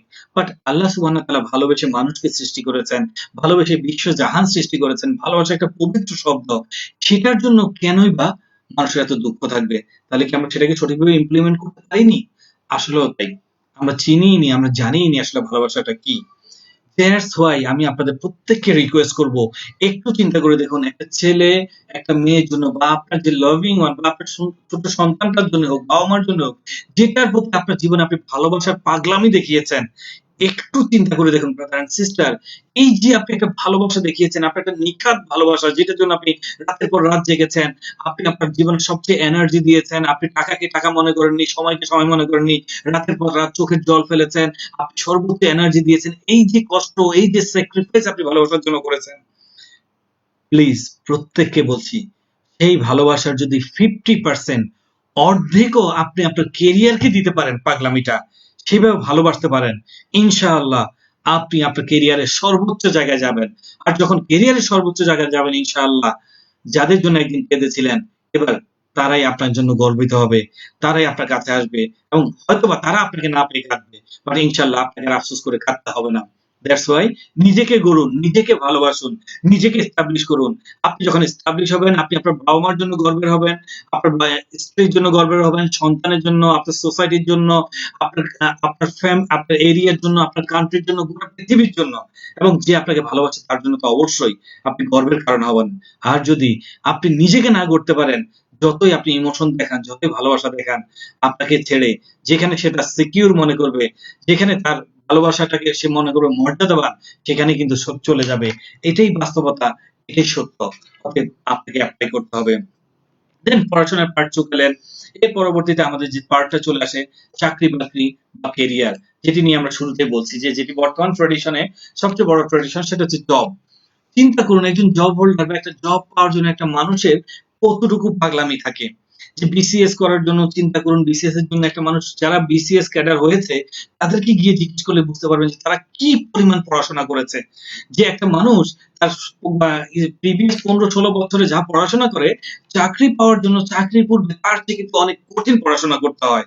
এবং শুধু তাই নয়, চাকরি পাওয়ার পরও সেই চাকরিটা ধরে রাখা, চাকরির প্রমোশন, সেটার জন্য তাকে কতটুকু পাগলামি করতে হয় একটু চিন্তা করে দেখুন।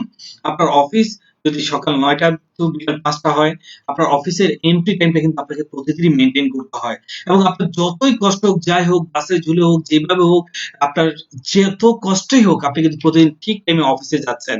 এবং অফিস শেষ করে আপনি কিন্তু ঠিক টাইমে বেরোচ্ছেন না, একটু পরেই বেরোচ্ছেন। অফিসকে আপনি সেই সময় দিচ্ছেন। অফিসের প্রতি মাসের পর মাস, দিনের পর দিন, বছরের পর বছর আপনি যে কমিটমেন্ট আপনার শো করেছেন, কেন করেছেন? একটা প্রমোশন পাবেন। আপনার জবটা যেন না চলে যায়। আপনার মাস শেষে যেন আপনি সেলারিটা ঠিকভাবে পান। এটার জন্য এটা করেছেন। এত পাগলামি যদি করতে পারেন, সেই ক্যারিয়ারের জন্যই তো করেছেন। তাহলে আজকে এক্সিলেন্ট এর এত সুন্দর একটা ক্যারিয়ার আপনার জন্য রয়েছে। আপনি কতদিন এটার জন্য এত কমিটেড ছিলেন?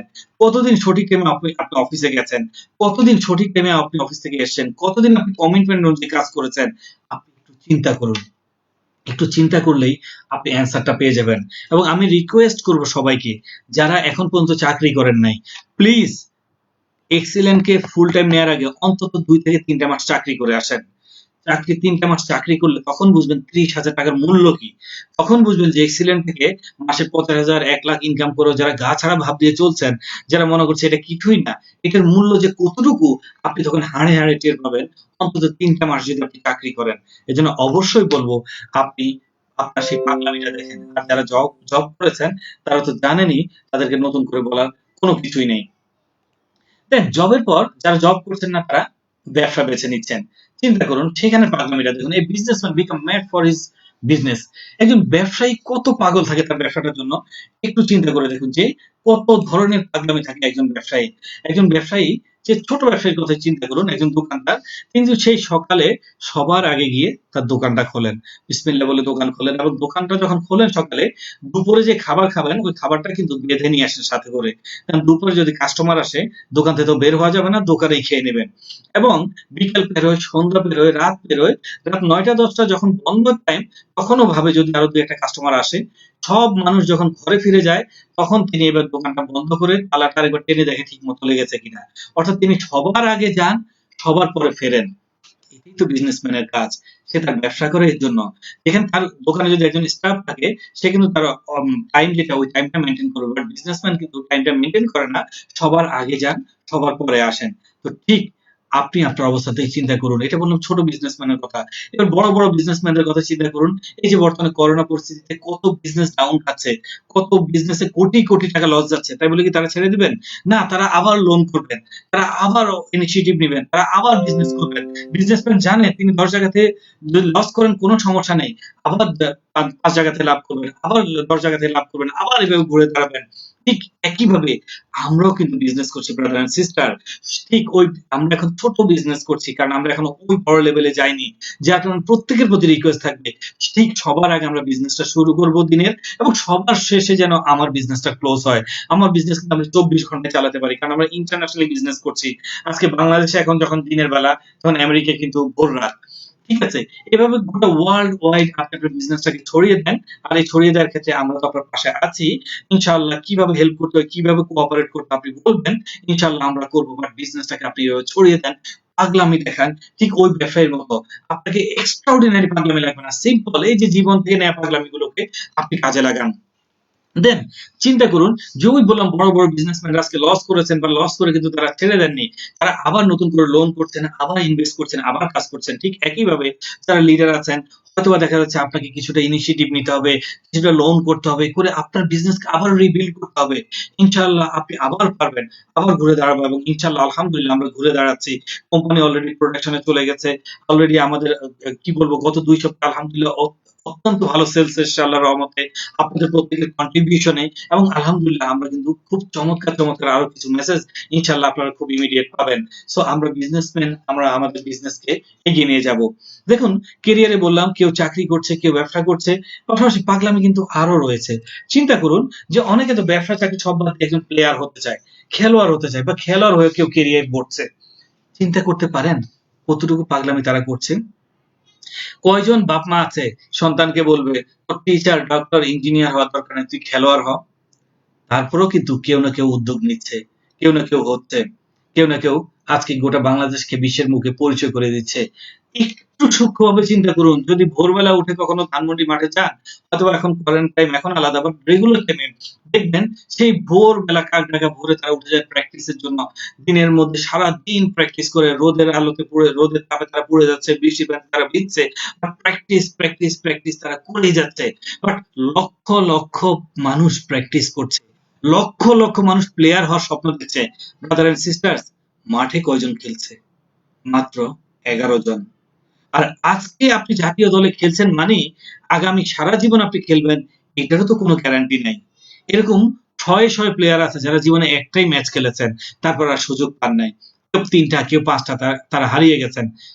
এরকম এক্সেপশনাল কয়েকজন আছেন যারা বছরের পর বছর খেলে যাচ্ছেন। একটু চিন্তা করুন, প্রতি বছরে তাহলে নতুন নতুন প্লেয়ার আসছে, বাট ওই 4-5 জন কিন্তু বছর পর বছর খেলেই যাচ্ছে। তার মানে বাংলাদেশে যদি চিন্তা করেন বর্তমানে 16 কোটি বা 20 কোটি, যেটাই বলি যে 15 থেকে 20 কোটি মানুষের সাথে কম্পিটিশন দিয়ে 11টা মানুষ মাঠে যাবে। কত বড় পাগলামি তাদের মাঝে! একটু চিন্তা করতে পারেন, প্রতি 1.5 কোটি মানুষের মাঝে মাত্র একজন চান্স পাবে। সেই চান্স নিয়ে তারা প্লেয়ার হওয়ার স্বপ্ন দেখে।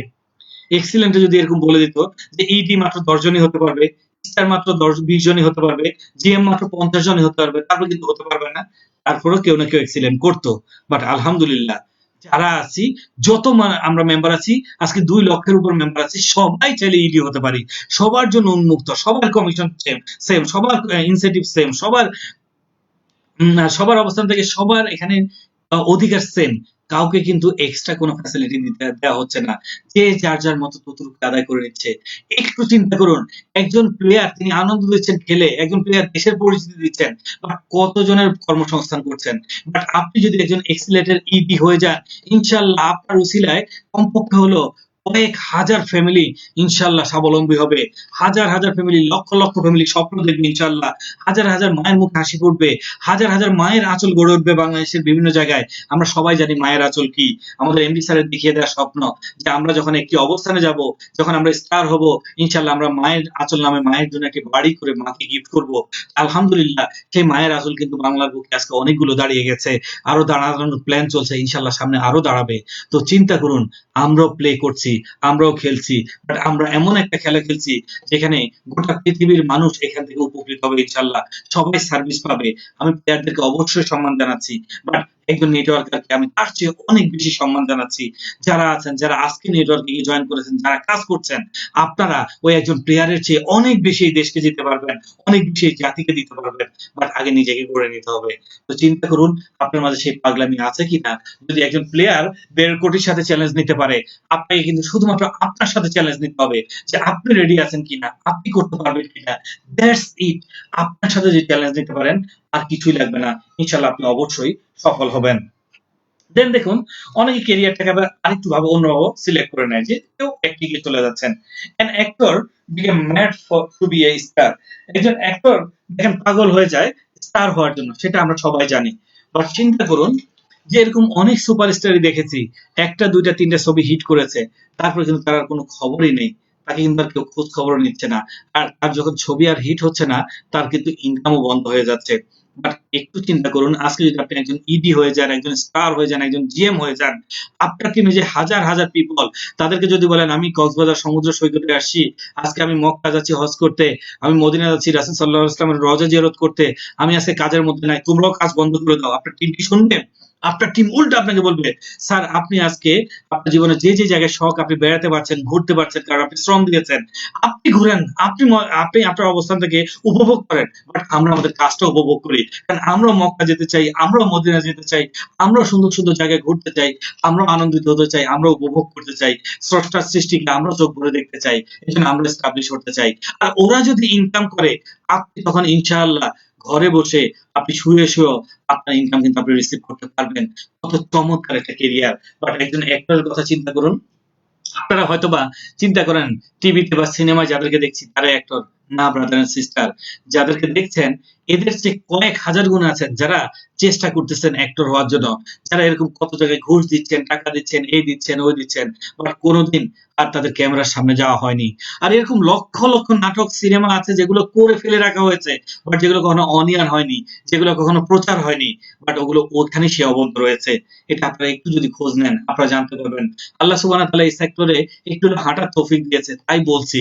তখন বুঝবেন যে আসলে এই সেক্টরের মানুষগুলো ভিতর থেকে কতটা অপূর্ণ তারাই জানে, শুধুমাত্র তারাই বলতে পারবে এটা। অতএব আমি তাদেরকেও সম্মান করছি, তারাও সোসাইটিকে চেষ্টা করছে, এর মাঝে ভালো কিছু হয় না হয়, তারাও মানুষকে চেষ্টা করছে ভালো মেসেজ দেওয়ার, তারাও উদ্যোগ নিচ্ছেন।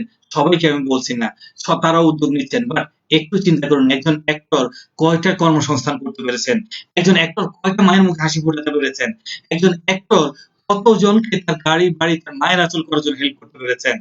আপনি তো মূল স্টার। আজকে আপনি যারা এক্সিলেন্টে জয়েন করেছেন, আপনি হচ্ছেন একজন অ্যাক্টর।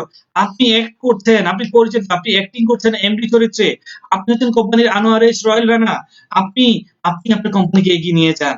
আপনি একটা অ্যাক্ট করেন, আপনি এখানে স্টার হন। ইনশাআল্লাহ আপনি স্টার হবেন প্রত্যেকটা মায়ের মনিকোঠায়, প্রত্যেকটা মানুষের স্বপ্নে, প্রত্যেকটা মানুষের চাওয়ায় পাওয়ায়, প্রত্যেকটা মানুষের ভালোবাসায়। আপনি অরিজিনাল ভালোবাসা পাবেন, আপনি ইনফিনিটি ভালোবাসা পাবেন, আপনি দোয়া পাবেন। ইনশাআল্লাহ হাজার হাজার মায়ের, লক্ষ লক্ষ মানুষের ইনশাআল্লাহ দোয়া ভালোবাসা পাবেন। আপনি সেরকম একজন স্টার হতে পারবেন। তো চিন্তা করুন, মানুষ এটার জন্য পাগল হয়, তাহলে আপনি কেন আপনার ক্যারিয়ার জন্য পাগল হবেন না? কিছু কতটুকু পাবে আপনিও বুঝতে পারতেছেন, জেনেও তারা পাগল হয়, আপনি কেন পাগল হন না? আপনি একটু নিজেকে জিজ্ঞেস করুন। তারপরে ধরুন, ক্যারিয়ারের আরেকটি পর্যায় আছে, যেটি অনেকে ক্যারিয়ার হিসেবে নেয়, অনেকে নেয় সমাজের সেবা হিসেবে, সেটি হচ্ছে পলিটিক্স বা রাজনীতি। চিন্তা করে দেখুন, এ politician become mad for his পাওয়ার, যে একজন পলিটিশিয়ান তার পাওয়ার, তার ক্ষমতাটা ধরে রাখার জন্য কতটুকু পাগলামি করেন। একটু চিন্তা করে দেখুন, যারা পলিটিক্স করেন তাদের সমাজ, সংসার সবকিছু বাদ দিয়ে সারাদিন কিন্তু দেশের জন্য খাটতে হচ্ছে, সারাদিন দেশের জন্য চিন্তা করতে হচ্ছে। চিন্তা করুন, আমি অনেকবার জীবনে ভেবেছি যে মাপও চাই, দোয়াও চাই, কখনো একজন মন্ত্রী, এমপি বা কখনো কোনো প্রাইম মিনিস্টার এটা হওয়ার কোন রকম চিন্তাই মাথায় নাই। কারণ চিন্তা করুন, একজন প্রাইম মিনিস্টার, তিনি তার অবস্থান থেকে তার কি শখ আছে?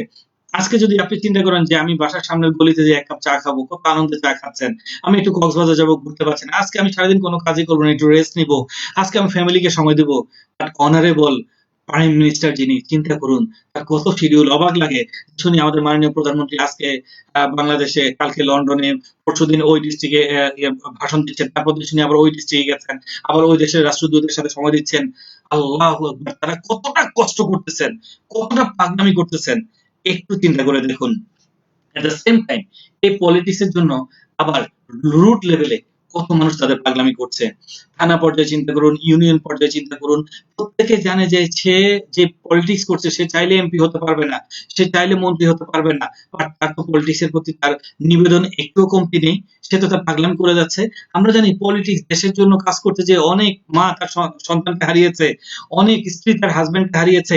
আমরা জানি পলিটিক্সে পজিশন অপোজিশন থাকে। যখন যে ক্ষমতায় থাকেন তার অপোজিশন যে থাকে সে তখন একটু সাইডে থাকে, সে তখন ফ্রন্টে আসতে পারে না। এত কিছু জেনেও তো তারা পলিটিক্স ছেড়ে দেন নাই। তারা করে যাচ্ছেন, দেশের চিন্তা করে করে যাচ্ছেন। একটু চিন্তা করুন কতটুকু পাগলামি থাকলে এটা করতে পারেন। দেশের সেবা পলিটিক্স না করেও তো করা যায়।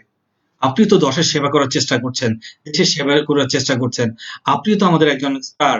আপনি আপনার অবস্থান থেকে তাহলে চিন্তা করে দেখুন। জন এফ কেনেডির একটা কথা খুব মনে পড়ছে। জন এফ কেনেডি বলেছিলেন যে পৃথিবীর প্রত্যেকটা মাই চায় তার সন্তান সেই দেশের প্রধানমন্ত্রী হোক। বাট পৃথিবীর আজ পর্যন্ত কোনো মাকে পাওয়া যায়নি যে মা চায় তার ছেলে রাজনীতি করুক। কথাটা কিন্তু ধ্রুব সত্যি। যে কোনো বাবা-মাই চান না তার সন্তান রাজনীতিতে যাক, রাজনীতি করুক, রাজনীতির জন্য চ্যালেঞ্জ নিক। বাট প্রত্যেক বাপ-মাই চায় তার সন্তান প্রাইম মিনিস্টার হোক। ব্রাদার অ্যান্ড সিস্টার, রাজনীতি না করলে আপনি কিভাবে বা এমপি মন্ত্রী হবেন, কিভাবে বা প্রাইম মিনিস্টার হবেন? একটু চিন্তা করে দেখুন। তো ঠিক একইভাবে চিন্তা করে দেখুন যে মানুষ যদি এতটা স্যাক্রিফাইস করতে পারে, পলিটিক্স করা মানেই ধরে নেন যে তাকে দেশের জন্য, তার জনগণের জন্য তাকে যেকোনো মুহূর্তে যেকোনো স্যাক্রিফাইস করতে হবে। এবং পৃথিবীতে আজ পর্যন্ত সম্মানিত জায়গায় গিয়ে পলিটিশিয়ানরা, কত পলিটিশিয়ান তার জীবন দিয়েছেন দেশের জন্য, একটু চিন্তা করে দেখুন। তাহলে কত বড় পাগলামি, জীবন বাজি রেখে দেশের সেবা করছেন। আমরা তো জীবন বাজি রাখতে হচ্ছে না। আমরা তো অপরের সেবা করছি, অপরের ভালোবাসা নিচ্ছি, অপরের শ্রদ্ধা সম্মান নিচ্ছি। জাস্ট একটু একটু ধৈর্য ধরবো, দাঁতে দাঁত কামড় নিয়ে যতক্ষণ পর্যন্ত মানুষের মাঝে সম্পূর্ণ আস্থাটা না আসে, সেই আস্থা ক্রিয়েট করা পর্যন্ত আমরা আমাদের ধৈর্যটাকে বাজি রেখে মানুষকে ভালোবেসে নমনীয় হয়ে ইনশাআল্লাহ কাজ করে যাব। আমরা কি পারবো সবাই? ইনশাআল্লাহ আমি আশা করি আমরা সবাই পারবো। দেন চিন্তা করুন যে এই আমাদের এই সমাজেই আরেকটা সেক্টর আছে, যে একজন সায়েন্টিস্টের কথা চিন্তা করুন। একজন সায়েন্টিস্ট কতটা পাগল থাকে যার কারণে তিনি একটা আবিষ্কার করতে পারেন। চিন্তা করে দেখুন যে বড় বড় যতগুলো আবিষ্কার হয়েছে, আবিষ্কার মানে কি? এর আগে এটা কেউ দেখে নাই, কেউ কল্পনা করে নাই। ওনারা কল্পনা করেছেন, ওনারা তাই আবিষ্কার করেছেন। রাইট ব্রাদাররা যখন বলেছেন যে আমরা প্লেন আবিষ্কার করব, মানুষ ও পাখির মতো উড়বে, সবাই কিন্তু হেসেছিল। টাইম ম্যাগাজিনও তাদেরকে নিয়ে মজা করেছিল। বাট আলহামদুলিল্লাহ তারা সেই পাগলামি করে একটা কিন্তু আবিষ্কার করে ছেড়েছেন। আমরা জানি আজকে যে ইলেকট্রিক বাল্ব, বৈদ্যুতিক বাল্ব, টমাস আলভা এডিসন তিনি যখন একটার পর একটা পরীক্ষা করে ব্যর্থ হচ্ছেন, এরকম যখন ব্যর্থ হচ্ছেন, তখন তাকে যখন এভাবে ব্যর্থ হতে হতে যখন 10,000তম বারে তিনি সফল হয়েছিলেন, তখন তাকে কোশ্চেন করা হয়েছিল, আপনি এতবার ব্যর্থতাকে কিভাবে মেনে নিলেন? তিনি কিন্তু খুব পাগলামি একটা উত্তর দিয়েছিলেন। কে বলে আমি 9,999 বার ব্যর্থ হয়েছি? বরং আমি 9,999 টা ওয়ে আবিষ্কার করেছি, যে ওয়েতে এই বৈদ্যুতিক বাল্ব আবিষ্কার হবে না। অতএব ওই 9,999 টা পদ্ধতি বাদ দিয়ে নতুন আরেকটা পদ্ধতি নিয়েছি এবং আলহামদুলিল্লাহ আমি সফল হয়েছি। একইভাবে গত ট্রেনিং আপনাদেরকে বলেছিলাম যে take risk in your life. If you win, you can guide. If you win, you can lead. If you lose, you can guide.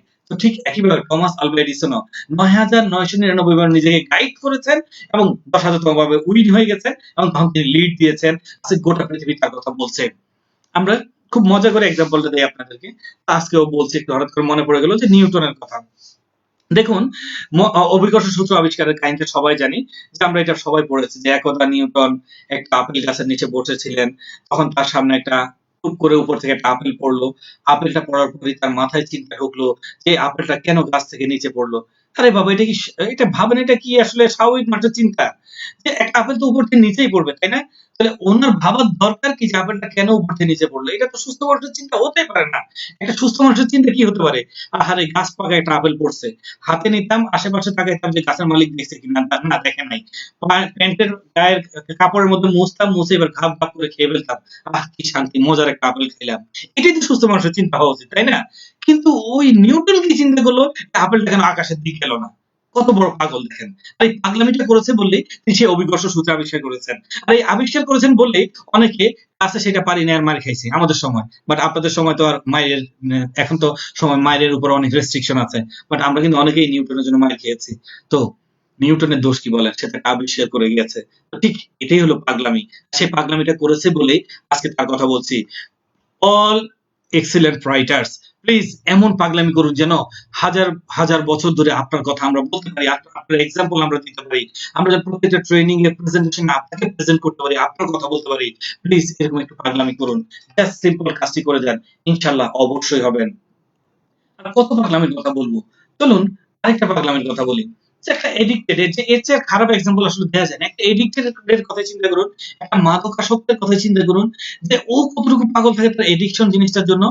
একটা, যে কিনা ধরেন একটা গাঁজাখোর বা একটা মদখোর, ওকে যদি আপনি মঙ্গল গ্রহে নিয়ে রেখে আসেন, তারপরে যদি নাসার বিজ্ঞানীরা 2 মাস পর যায় পরীক্ষা করতে, দেখবেন মঙ্গল গ্রহে ওই হাতের তালুতে ডলে ডলে সে গাঁজা বানাচ্ছে অথবা গাছে ঢেলে ঢেলে সে মদ খাচ্ছে। অর্থাৎ ওইখান থেকে সে এটা আবিষ্কার করে নেবে। এটাই হচ্ছে কিন্তু একটা এডিক্টেড এর কাজ। একটা এডিক্টেড তাকে পৃথিবীর যেকোনো প্রান্তে ছেড়ে দিয়ে আসেন, সে তার এডিকশন কি খুঁজে বের করবে। ব্রাদার এন্ড সিস্টার, আমরা কি একটা এডিক্টেড এর চেয়েও খারাপ? আমরা কি একটু ভালোবাসা এডিক্টেড হতে পারি না? আমরা কি মানুষকে সেবা দেওয়ার জন্য এডিক্টেড হতে পারি না? আমরা কি এক্সিলেন্ট এর মতো একটা চমৎকার ক্যারিয়ার নিয়ে এডিক্টেড হতে পারি না? আমরা কি আরো 10 জনকে উপকৃত করার মাধ্যমে, 10 জনকে সার্ভিস দেওয়ার মাধ্যমে একটা ভালোবাসার নেটওয়ার্ক তৈরি করার জন্য এডিক্টেড হতে পারি না?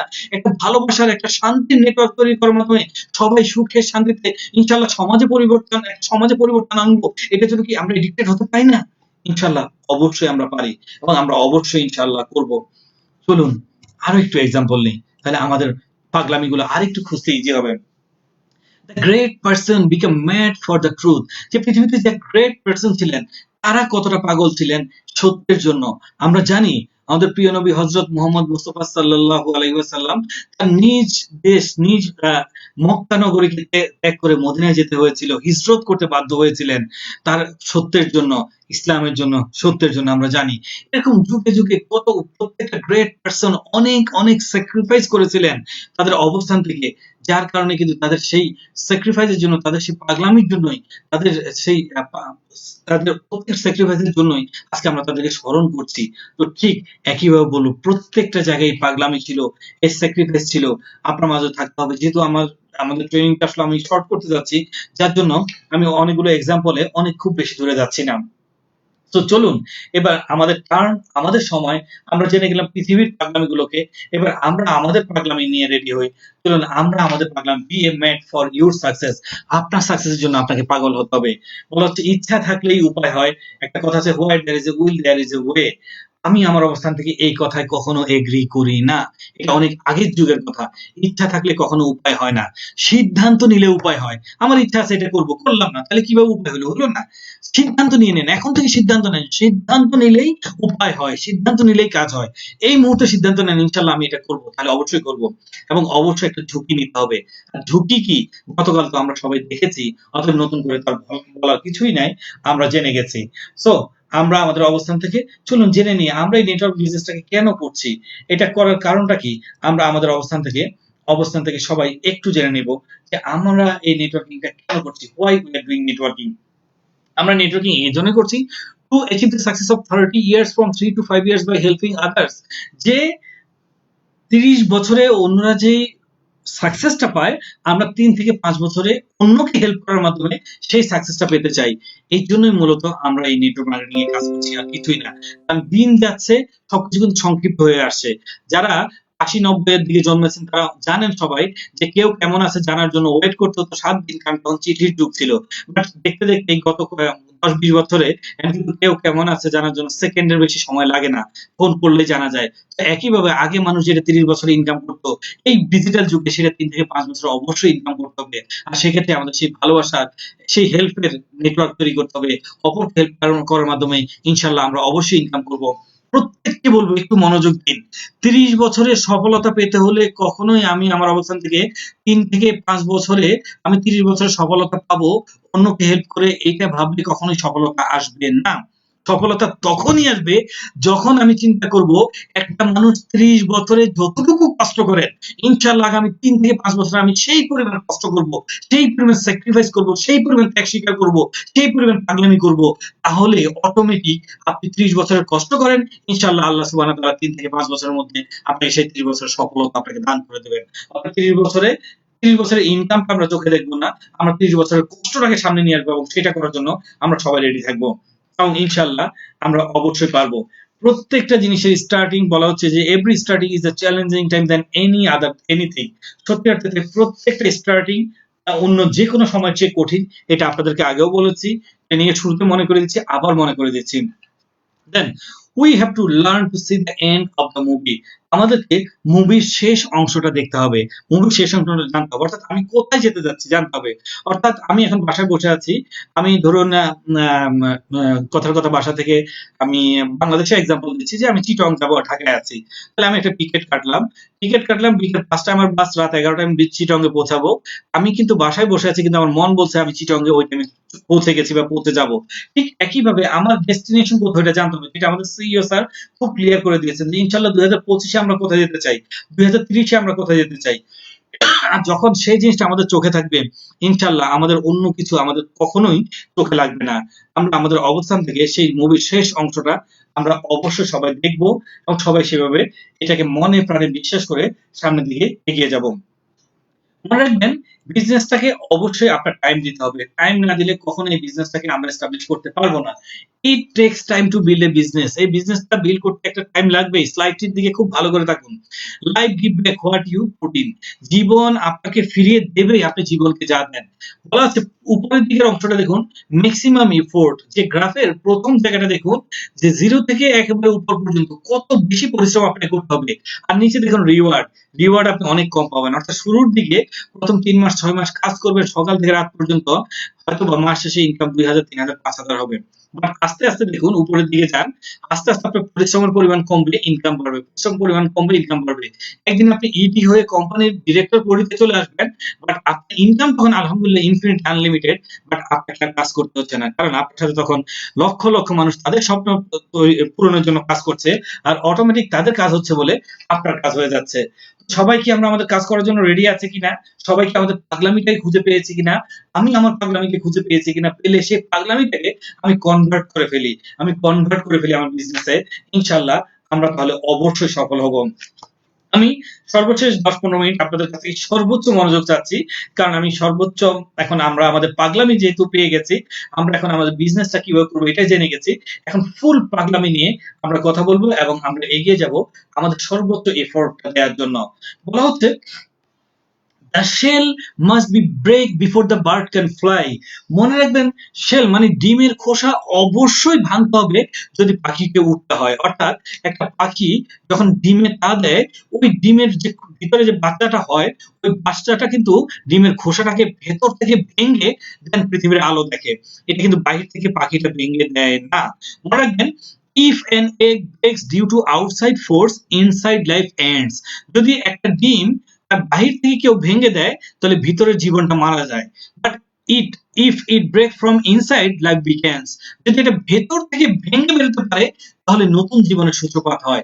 Great thing always begin from inside, so try to make inside good.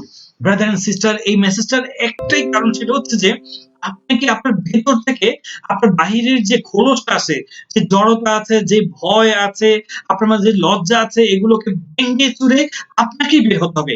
আপনাকে ওই পাখির বাচ্চার মতো ডিমের খোসাটাকে, আপনার চারপাশের আবরণটাকে ভেঙে আপনার নতুন আপনাকে জানান দিতে হবে, আপনাকে প্রকাশ করতে হবে, আপনাকে আপনার ওড়াটা উঠতে হবে। যদি বাহির থেকে কেউ ভেঙে দেয় আপনার সফলতাটা কিন্তু মারা যাবে। অতএব আপনাকেই করতে হবে এবং ইনশাআল্লাহ আপনি অবশ্যই পারবেন। ইনশাআল্লাহ আপনি অবশ্যই সেদিকে এগিয়ে যাবেন, আর আমরা তো আপনার সাথে সেজন্য আছি। বলা হচ্ছে even if you are on the right track, এমন হতে পারে যদি আপনি সঠিক ট্র্যাকেও থাকেন, if you just stand over the will be run over, যে আপনি সঠিক রাস্তায় থেকেও আপনি যদি কাজ না করেন আপনি কিন্তু কখনোই সফল হবেন না। তার মানে এটা না যে এক্সিলেন্টে জয়েন করেছি, বলেছে 3 থেকে 5 বছর ওয়েট করলে সফল হয়ে যাবো, জয়েন করেছেন 3 বছর পর এসে বলবেন আমি সফল হলাম না কেন? স্কুলে আজকে ভর্তি হলেন, 10 বছর পর যদি বলেন যে আমি এখন কেন এসএসসি পাস করলাম না, আপনাকে কখনো মেট্রিক পাসের সার্টিফিকেট দিবে না। ওয়ান বাই ওয়ান ক্লাসগুলো আপনাকে পাস করতেই হবে। একইভাবে এক্সিলেন্টে জয়েন করা মানেই সফল নয়। এক্সিলেন্টে জয়েন করে আপনাকে এটা প্রোডাক্ট সম্বন্ধে জানতে হবে, বেসিক ট্রেনিং গুলো গ্রহণ করতে হবে, কিভাবে স্যাটিসফাইড করবেন মানুষকে, কিভাবে এই প্রোডাক্টের মেসেজ পৌঁছে দিবেন, কিভাবে ক্যারিয়ার গড়বেন, কিভাবে সুন্দর একটি নেটওয়ার্ক তৈরি করবেন, সেটি জেনে বুঝে কাজ করলে ইনশাআল্লাহ আপনি অবশ্যই সফল হবেন। খুব আমার প্রিয় একটা কোটেশন, আমাকে খুব নাড়া দেয় কোটেশনটা, আশা করি আপনাদের কাছে থেকে নাড়া দেবেন। You may be disappointed if you fail, but you are doomed if you don't try। You may be disappointed if you fail। হয়তো বা আপনি ডিসঅ্যাপয়েন্টেড হয়ে যাবেন, হয়তো আপনার মনটা খারাপ হয়ে যাবে, আপনি অপমান বোধ করবেন, আপনার কাছে খারাপ লাগবে যদি আপনি চেষ্টা করে ব্যর্থ হন। বাট ব্রাদার এন্ড সিস্টার্স, একটু চিন্তা করে দেখেছেন, যদি আপনি চেষ্টা না করেন আপনি তো ধ্বংস হয়ে যাবেন। আপনাকে তো চেষ্টা করতে হবে, চেষ্টা করে 1 দিন 2 দিন 3 দিন ব্যর্থ হলেন কোনো সমস্যা নাই। রিস্ক ট্রেনিং আমরা শিখেছি যে ঝুঁকি নিব এজন্য না যে সফল হয়ে যাব। ঝুঁকি নিয়ে আমি সফল হলে তো আমি লিড দিলাম, ব্যর্থ হলে নিজেকে গাইড করলাম যে আমাকে আরো নতুন নতুন ওয়ে আবিষ্কার করতে হবে, কিভাবে কাজ করব। কিন্তু যদি চেষ্টাই না করি তাহলে আমি নতুন ওয়ে আবিষ্কার করব কিভাবে? দ্যাটস ওয়াই হয়তোবা অপমানিত হব, হয়তো ডিসঅ্যাপয়েন্টেড হব, হয়তো মন খারাপ হবে, বাট আমরা থেমে যাব না, কারণ থেমে গেলে কিন্তু ধ্বংস হয়ে যাব। অতএব আমাদেরকে চেষ্টা চালাতেই হবে এবং ইনশাআল্লাহ আমরা সবাই সেই চেষ্টাটি সফল অবস্থান থেকে চালিয়ে যাব। You never get the second chance to make a first impression। মনে রাখবেন, আপনি কখনোই সেকেন্ড চান্স পাবেন না ফার্স্ট ইমপ্রেশনের জন্য। অনেকে ভাবছেন যে করোনা চলে যাক তারপর সিরিয়াস হবো, ঈদের পর সিরিয়াস হবো, কালকে থেকে সিরিয়াস হবো। Tomorrow will never come. গতকালকে ট্রেনিং আমরা শিখেছিলাম ওয়ার্ক ফর টুডে, আজকের জন্য কাজ করুন, কারণ আপনি জানেন না কালকে আপনার কি ঘটছে। So you never get the second chance to make the first impression. আপনার প্রথম যে ফিলিংস আছে এই ফিলিংসটাকে ধরে রাখুন। এখন যে মনের মাঝে অবস্থাটা, মনের মাঝে যে ঝড়টা বইছে, যে পাগলামিটা আছে, এটাকে এইটাকে ধরে রাখুন এবং এইটাকে নিয়ে সামনের দিকে আগান, কারণ সেকেন্ড চান্স লাইফে নাও আসতে পারে। The greatest pleasure in life is doing what people say you can not do. জীবনে কিন্তু সেই কাজটা করে অনেক আনন্দের যেটা মানুষ আপনাকে বলবে যে তুমি পারবে না। কেন মানুষ বলে একটু চিন্তা করেন, কারণ মানুষ এর আগে দেখে নাই এই সেক্টরে সফল হতে, মানুষ এই সেক্টরে এর আগে কোনো সফলতা বা সাকসেস স্টোরি শুনে নাই, যার কারণে মানুষ বলবেই যে তোমার দ্বারা এটা হবে না। এই যে যতগুলো মানুষ বললো তোমার দ্বারা হবে না, যখন আপনি কষ্ট করে ধৈর্য ধরে আপনি ভালোবেসে সেই সফলতা অর্জন করে সেই মানুষগুলো গিয়ে বললেন যে আলহামদুলিল্লাহ আপনারা বলেছিলেন, বাট আপনাদের দোয়া এবং ভালোবাসা ছিল বললেই আজকে আমি পেরেছি, তখন কিন্তু সেই মানুষগুলো বলবে আমরা বলেছিলাম তুমি পারবে না, তুমি যেহেতু পেরেছ আমরাও তোমার সাথে কাজ করতে চাই। তখন দেখবেন আস্তে আস্তে আমাদের সেই গ্রহণযোগ্যতা বাড়বে, ভালোবাসা বাড়বে, মানুষের শ্রদ্ধা পাবো, ভালোবাসা পাবো, এবং ইনশাল্লাহ আমরা উপভোগ করবো আমাদের এক্সিলেন্ট ক্যারিয়ারকে আমরা উপভোগ করব। Little strokes fell great oaks বলা হচ্ছে যে কুঠারের ছোট ছোট আঘাত কিন্তু বড় একটা বট গাছকে ফেলে দেয়। বড় একটা বট গাছ কিন্তু এক কোপে আমরা কাটি না, ছোট ছোট করে আঘাত করে করে করে করে তারপরে এটাকে কাটতে হয়। সাকসেসফুল মানুষরা এই প্রেসক্রিপশনটা সবাইকে দিয়ে থাকেন যে তুমি যদি সফল হতে চাও, বিশাল একটা সফলতা পেতে চাও, প্রতিদিন একটু করে কাজ করো, প্রতিদিন একটু করে কাজ করো। আপনাদের প্রতি সেম প্রেসক্রিপশন, একদিনে আকাশ পাতাল করার দরকার নেই, প্রতিদিন নির্দিষ্ট সময় কাজ করুন, প্রতিদিন কাজ করুন, প্রতিদিন কাজ করুন, ইনশাআল্লাহ আপনি অবশ্যই সফল হবেন। সো পাগলামির জন্য রেডি হন, আপনার সফলতা আপনাকেই আনতে হবে, অথবা আপনার পাগলামিকে কনভার্ট করুন, কনভার্ট করে আপনি আপনার সফলতাকে ইনশাআল্লাহ ছিনিয়ে আনুন, এটি আমার প্রত্যাশা। Don't be afraid to take a big step if target is indicated, because you can't cross a jam into small jumps.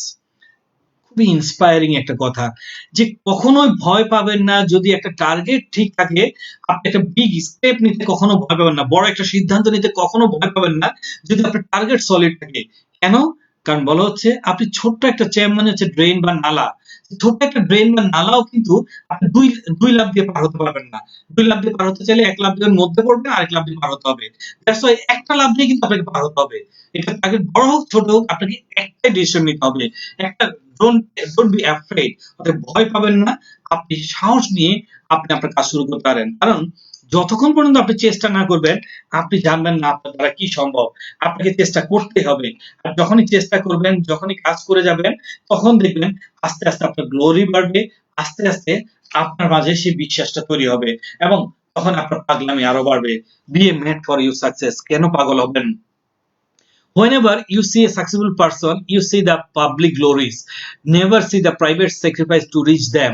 আপনি যখন একজন সফল মানুষকে দেখেন, দেখেন তার কত জনপ্রিয়তা, তার সাথে মানুষ সেলফি তুলতে চায়, তার অটোগ্রাফ নিতে চায়, তার সাথে একটু কথা বলতে চায়, তার কন্ট্যাক্ট নাম্বারটা নিতে চায়, বাট ওই মানুষটা ওই সাকসেস হওয়ার জন্য যে কত স্যাক্রিফাইস করেছেন আমরা অনেকেই জানি না, আমরা অনেকেই জানি না তিনি তার এই স্যাক্রিফাইস, তার প্রাইভেট কতটুকু স্যাক্রিফাইস করেছেন। পৃথিবীর প্রত্যেকটা সাকসেস স্টোরির পিছনে অনেক অনেক ব্যক্তিগত অনেক কষ্ট রয়েছে, অনেক ছাড় রয়েছে, অনেক স্যাক্রিফাইস রয়েছে। ইনশাল্লাহ আমরাও সেটা করতে হবে, সেই স্যাক্রিফাইস করে আমরা আমাদের পথে এগিয়ে যেতে হবে। আর যেই পথে আগাবো এই পথটা কখনোই স্মুথ হবে না, মাথায় রাখবেন। হযরত আলী রাদিয়াল্লাহু তাআলা আনহু একটা কথা বলেছেন, if you are on the right path and you are not facing difficulties, then think for a while. যে আপনি যদি সঠিক রাস্তায় থাকেন এবং সঠিক রাস্তায় হাঁটতে গিয়ে যদি আপনি কোনো বাধার সম্মুখীন না হন, প্লিজ একটু চিন্তা করেন, একটু থামেন, আপনি হয়তো ভুল রাস্তায় আছেন। Because right path contain difficulties, সঠিক রাস্তায় অবশ্যই বাধা থাকবে। হযরত আলী রাদিয়াল্লাহু তাআলা সুন্দর একটি উপদেশ, আসলেও তাই, যে রাস্তায় কোনো বাধা নাই ওইটা আসলে সঠিক রাস্তা না, ওখানে শয়তান আপনাকে হেল্প করছে। যেটা সঠিক রাস্তা ওখানে অবশ্যই বাধা আছে, কারণ শয়তান আপনাকে বাধা দেবেই, এবং ওইটাই সঠিক রাস্তা। অতএব আমরা সঠিক রাস্তায় যখন আছি আমরা এই জন্যই বুঝতে পারবো, কারণ আমরা যখন বাধার সম্মুখীন হচ্ছি আলহামদুলিল্লাহ আমরা সঠিক রাস্তায় আছি, এবং সঠিক রাস্তাকে আমাদের কন্টিনিউ করে যেতে হবে। আমাদের সাকসেসের জন্য আমাদেরকে পাগল হতে হবে, কেউ আমাদেরকে সাকসেস এনে দেবে না ব্রাদার এন্ড সিস্টার্স, আমাদের সাকসেসটা আমাদেরকে চিনিয়ে আনতে হবে, এবং ইনশাআল্লাহ আমরা পারবো। আর যখনই সাকসেস হয়ে যাব, একটা কথা মাথায় রাখবো সবাই, success is never permanent, failure is never final. Success এমন না যে আমি স্টার হয়ে গেছি, পার্মানেন্ট হয়ে গেছি, আজকাল আমার আর কাজ করার প্রয়োজন নেই। নো, আমার এটাকে নার্সিং করে যেতে হবে। ফেলিউর ইজ নট ফাইনাল, যে আমি আজকে ব্যর্থ হয়েছি মানে সব শেষ। নো, ফেলিউর থেকে আপনি কিন্তু একটা লেসন নিয়েছেন, একটা শিক্ষা নিয়েছেন যে ওইভাবে কাজ করলে সফল হওয়া যায় না, ডিফারেন্ট ওয়েতে ট্রাই করুন, ইনশাল্লাহ আপনি অবশ্যই সফল হবেন। So always do not stop effort until your victory makes a history. আলহামদুলিল্লাহ, সবাই এটিকে অবশ্যই ফলো করবেন। ততক্ষণ পর্যন্ত আপনি আপনার এফোর্ট বন্ধ করবেন না, ততক্ষণ পর্যন্ত আপনি আপনার সম্পূর্ণ শক্তি দিয়ে কাজ করে যাবেন, যতক্ষণ পর্যন্ত আপনার সফলতা একটা ইতিহাস না তৈরি করে। আপনার সফলতা যখন একটা ইতিহাস তৈরি করবে, তখন ইনশাল্লাহ এইবার ভাবুন যে আপনার রেস্ট নেওয়ার সময় হয়েছে। মনে রাখবেন, there is no failure, only delay on the road to success. আসলে ব্যর্থতা বলে কিছুই নেই, শুধু সফলতার রাস্তায় কারো লাগবে 2 বছর, কারো 5 বছর, কারো 7 বছর, কারো 10 বছর, বাট ইনশাল্লাহ সফলতা আমাদের আসবেই। সো আমরা সবাই সফলতার জন্য রেডি হয়ে যাই এবং সবাই নিজেকে প্রস্তুত করি। কারণ আবারও বলি, আমার সফলতা আমাকে চিনিয়ে আনতে হবে, আমার পাগলামি দ্বারাই, আমার সফলতাকে ভালোবেসে আমি আমার অবস্থান থেকে আমার পাগলামি দ্বারাই এটিকে অর্জন করতে হবে। তো be a mad for your success. So আপনারা কি আপনাদের সফল হওয়ার জন্য, পাগলামি করার জন্য আপনারা রেডি আছেন? যদি রেডি থাকেন, ইনশাআল্লাহ আমরা এই স্লাইডটিকে সর্বোচ্চ মনোযোগ দিয়ে আমরা উপভোগ করব। বলা হচ্ছে smooth roads never make good driver. যে স্মুথ রোড, যে রোডে কোনো জ্যাম নাই, কোনো ট্রাফিক নাই, খুব চড়া একটা রোড, সেই রোডে আপনি গাড়ি চালিয়ে কখনো ভালো ড্রাইভার হতে পারবেন না। পৃথিবীতে এই জন্যই বলা হয় পৃথিবীর সেরা ড্রাইভারদের একটা অংশ হচ্ছে বাংলাদেশি ড্রাইভাররা। কারণ বাংলাদেশি ড্রাইভাররা 4 আঙ্গুল ফাঁক পেলেও সুন্দর করে চলে যায়। এখানে পৃথিবীর অন্যান্য দেশে প্রত্যেকটা একেকটা দেশে একেকটা রাস্তায় অনেকগুলো লেন থাকে, কোন লেনে কত কিলোমিটার গতিতে গাড়ি চালাবে, ওদেরকে যদি এনে বাংলাদেশে ছেড়ে দেওয়া যায়, প্রতি ঘন্টা একটা করে অ্যাক্সিডেন্ট করবে। তো এই জন্য smooth road never makes good driver. বলা হচ্ছে smooth sea never make good sailor. শান্ত সাগরে জাহাজ চালিয়ে কখনো ভালো নাবিক হতে পারবেন না। যেই নাবিক সমুদ্রে ঝড় ওঠার পর জাহাজটাকে কন্ট্রোল করতে পারে, ঢেউয়ের সাথে যুদ্ধ করে সেই জাহাজের কন্ট্রোলিং রাখতে পারে, তিনি হচ্ছেন গুড সেলার। আর শান্ত সাগরে জাহাজ ভাসিয়ে কখনো গুড সেলার হওয়া যায় না। Clear sky never make good pilot. আপনার আকাশে আপনি বিমান চালাচ্ছেন, কোনো ঝড় নাই, বৃষ্টি নাই, কোনো বাতাস নাই, কোনো তুফান নাই, কোনো কুয়াশা নাই, আপনি এই আকাশে প্লেন চালিয়ে কখনো নিজেকে ভালো পাইলটের ক্রেডিট দিতে পারবেন না। তখনই ভালো ভালো পাইলটের ক্রেডিট পাবেন যখন প্রতিকূল আবহাওয়াতেও আপনি প্লেনটাকে সুন্দর ল্যান্ডিং করতে পারছেন, নিয়ম নীতি মানিয়ে চালাতে পারছেন, তখনই আপনি পারফেক্ট একজন পাইলট। একইভাবে problem free life never makes a strong and good person. সমস্যাবিহীন জীবন কখনো স্ট্রং এবং ভালো মানুষ তৈরি করতে পারে না। সমস্যাবিহীন জীবন হবে মরা মানুষের। জীবন্ত মানুষের সমস্যা থাকবেই। কেউ আমরা যেন ফার্মের মুরগিটা না হই। এটা এক্সাম্পলটা এর আগেও দিয়েছি, আবারও দিচ্ছি, যে ফার্মের মুরগি জীবনটা কিন্তু প্রবলেম ফ্রি জীবন। কেন? চিন্তা করে দেখবেন, বাজারে যদি যান, মুরগির বাজারে, খুব মজা পাবেন দেখলে যে ফার্মের যে মুরগিগুলো আছে, সাদা মুরগিগুলো, সে খুব নাদুস নুদুস চুপচাপ থাকে আর টুকটুক করে খায়। ওরা যদি খাঁচা থেকে বের করে আপনি বাইরে ছেড়ে দেন, ও না হেঁটে হেঁটে আবার খাঁচার মধ্যে ঢুকবে। ওর মাথায় কখনো এই দুশ্চিন্তা নাই যে একটু পর তো আমার জবাই করে বিক্রি করে দেবে। ওর মাথায় এই টেনশন আছে, বাইরে গেলে আমি খাবার পাবো কই, এখানে তো ফ্রি ফ্রি খানা দেয়, অতএব মরার আগ পর্যন্ত যতদিন পাই ফ্রি ফ্রি খাই আর ঘুমাই। এই জন্য ও অলস মতো খায়, পেটটা ফুলায় রাখে আর ঘুমায়। এই জন্য খাঁচাতে বের করে দিলে ওরা আবার খাঁচার মধ্যে ঢুকে, যদিও ওরা মেরে ফেলবে এটা ওর টেনশনে নাই। একইভাবে পাশে যে দেশি মুরগির খাঁচাটা আছে, একটু খেয়াল করে দেখেন, ওটার উপরে কত চাল টাল কত কিছু দেয়া।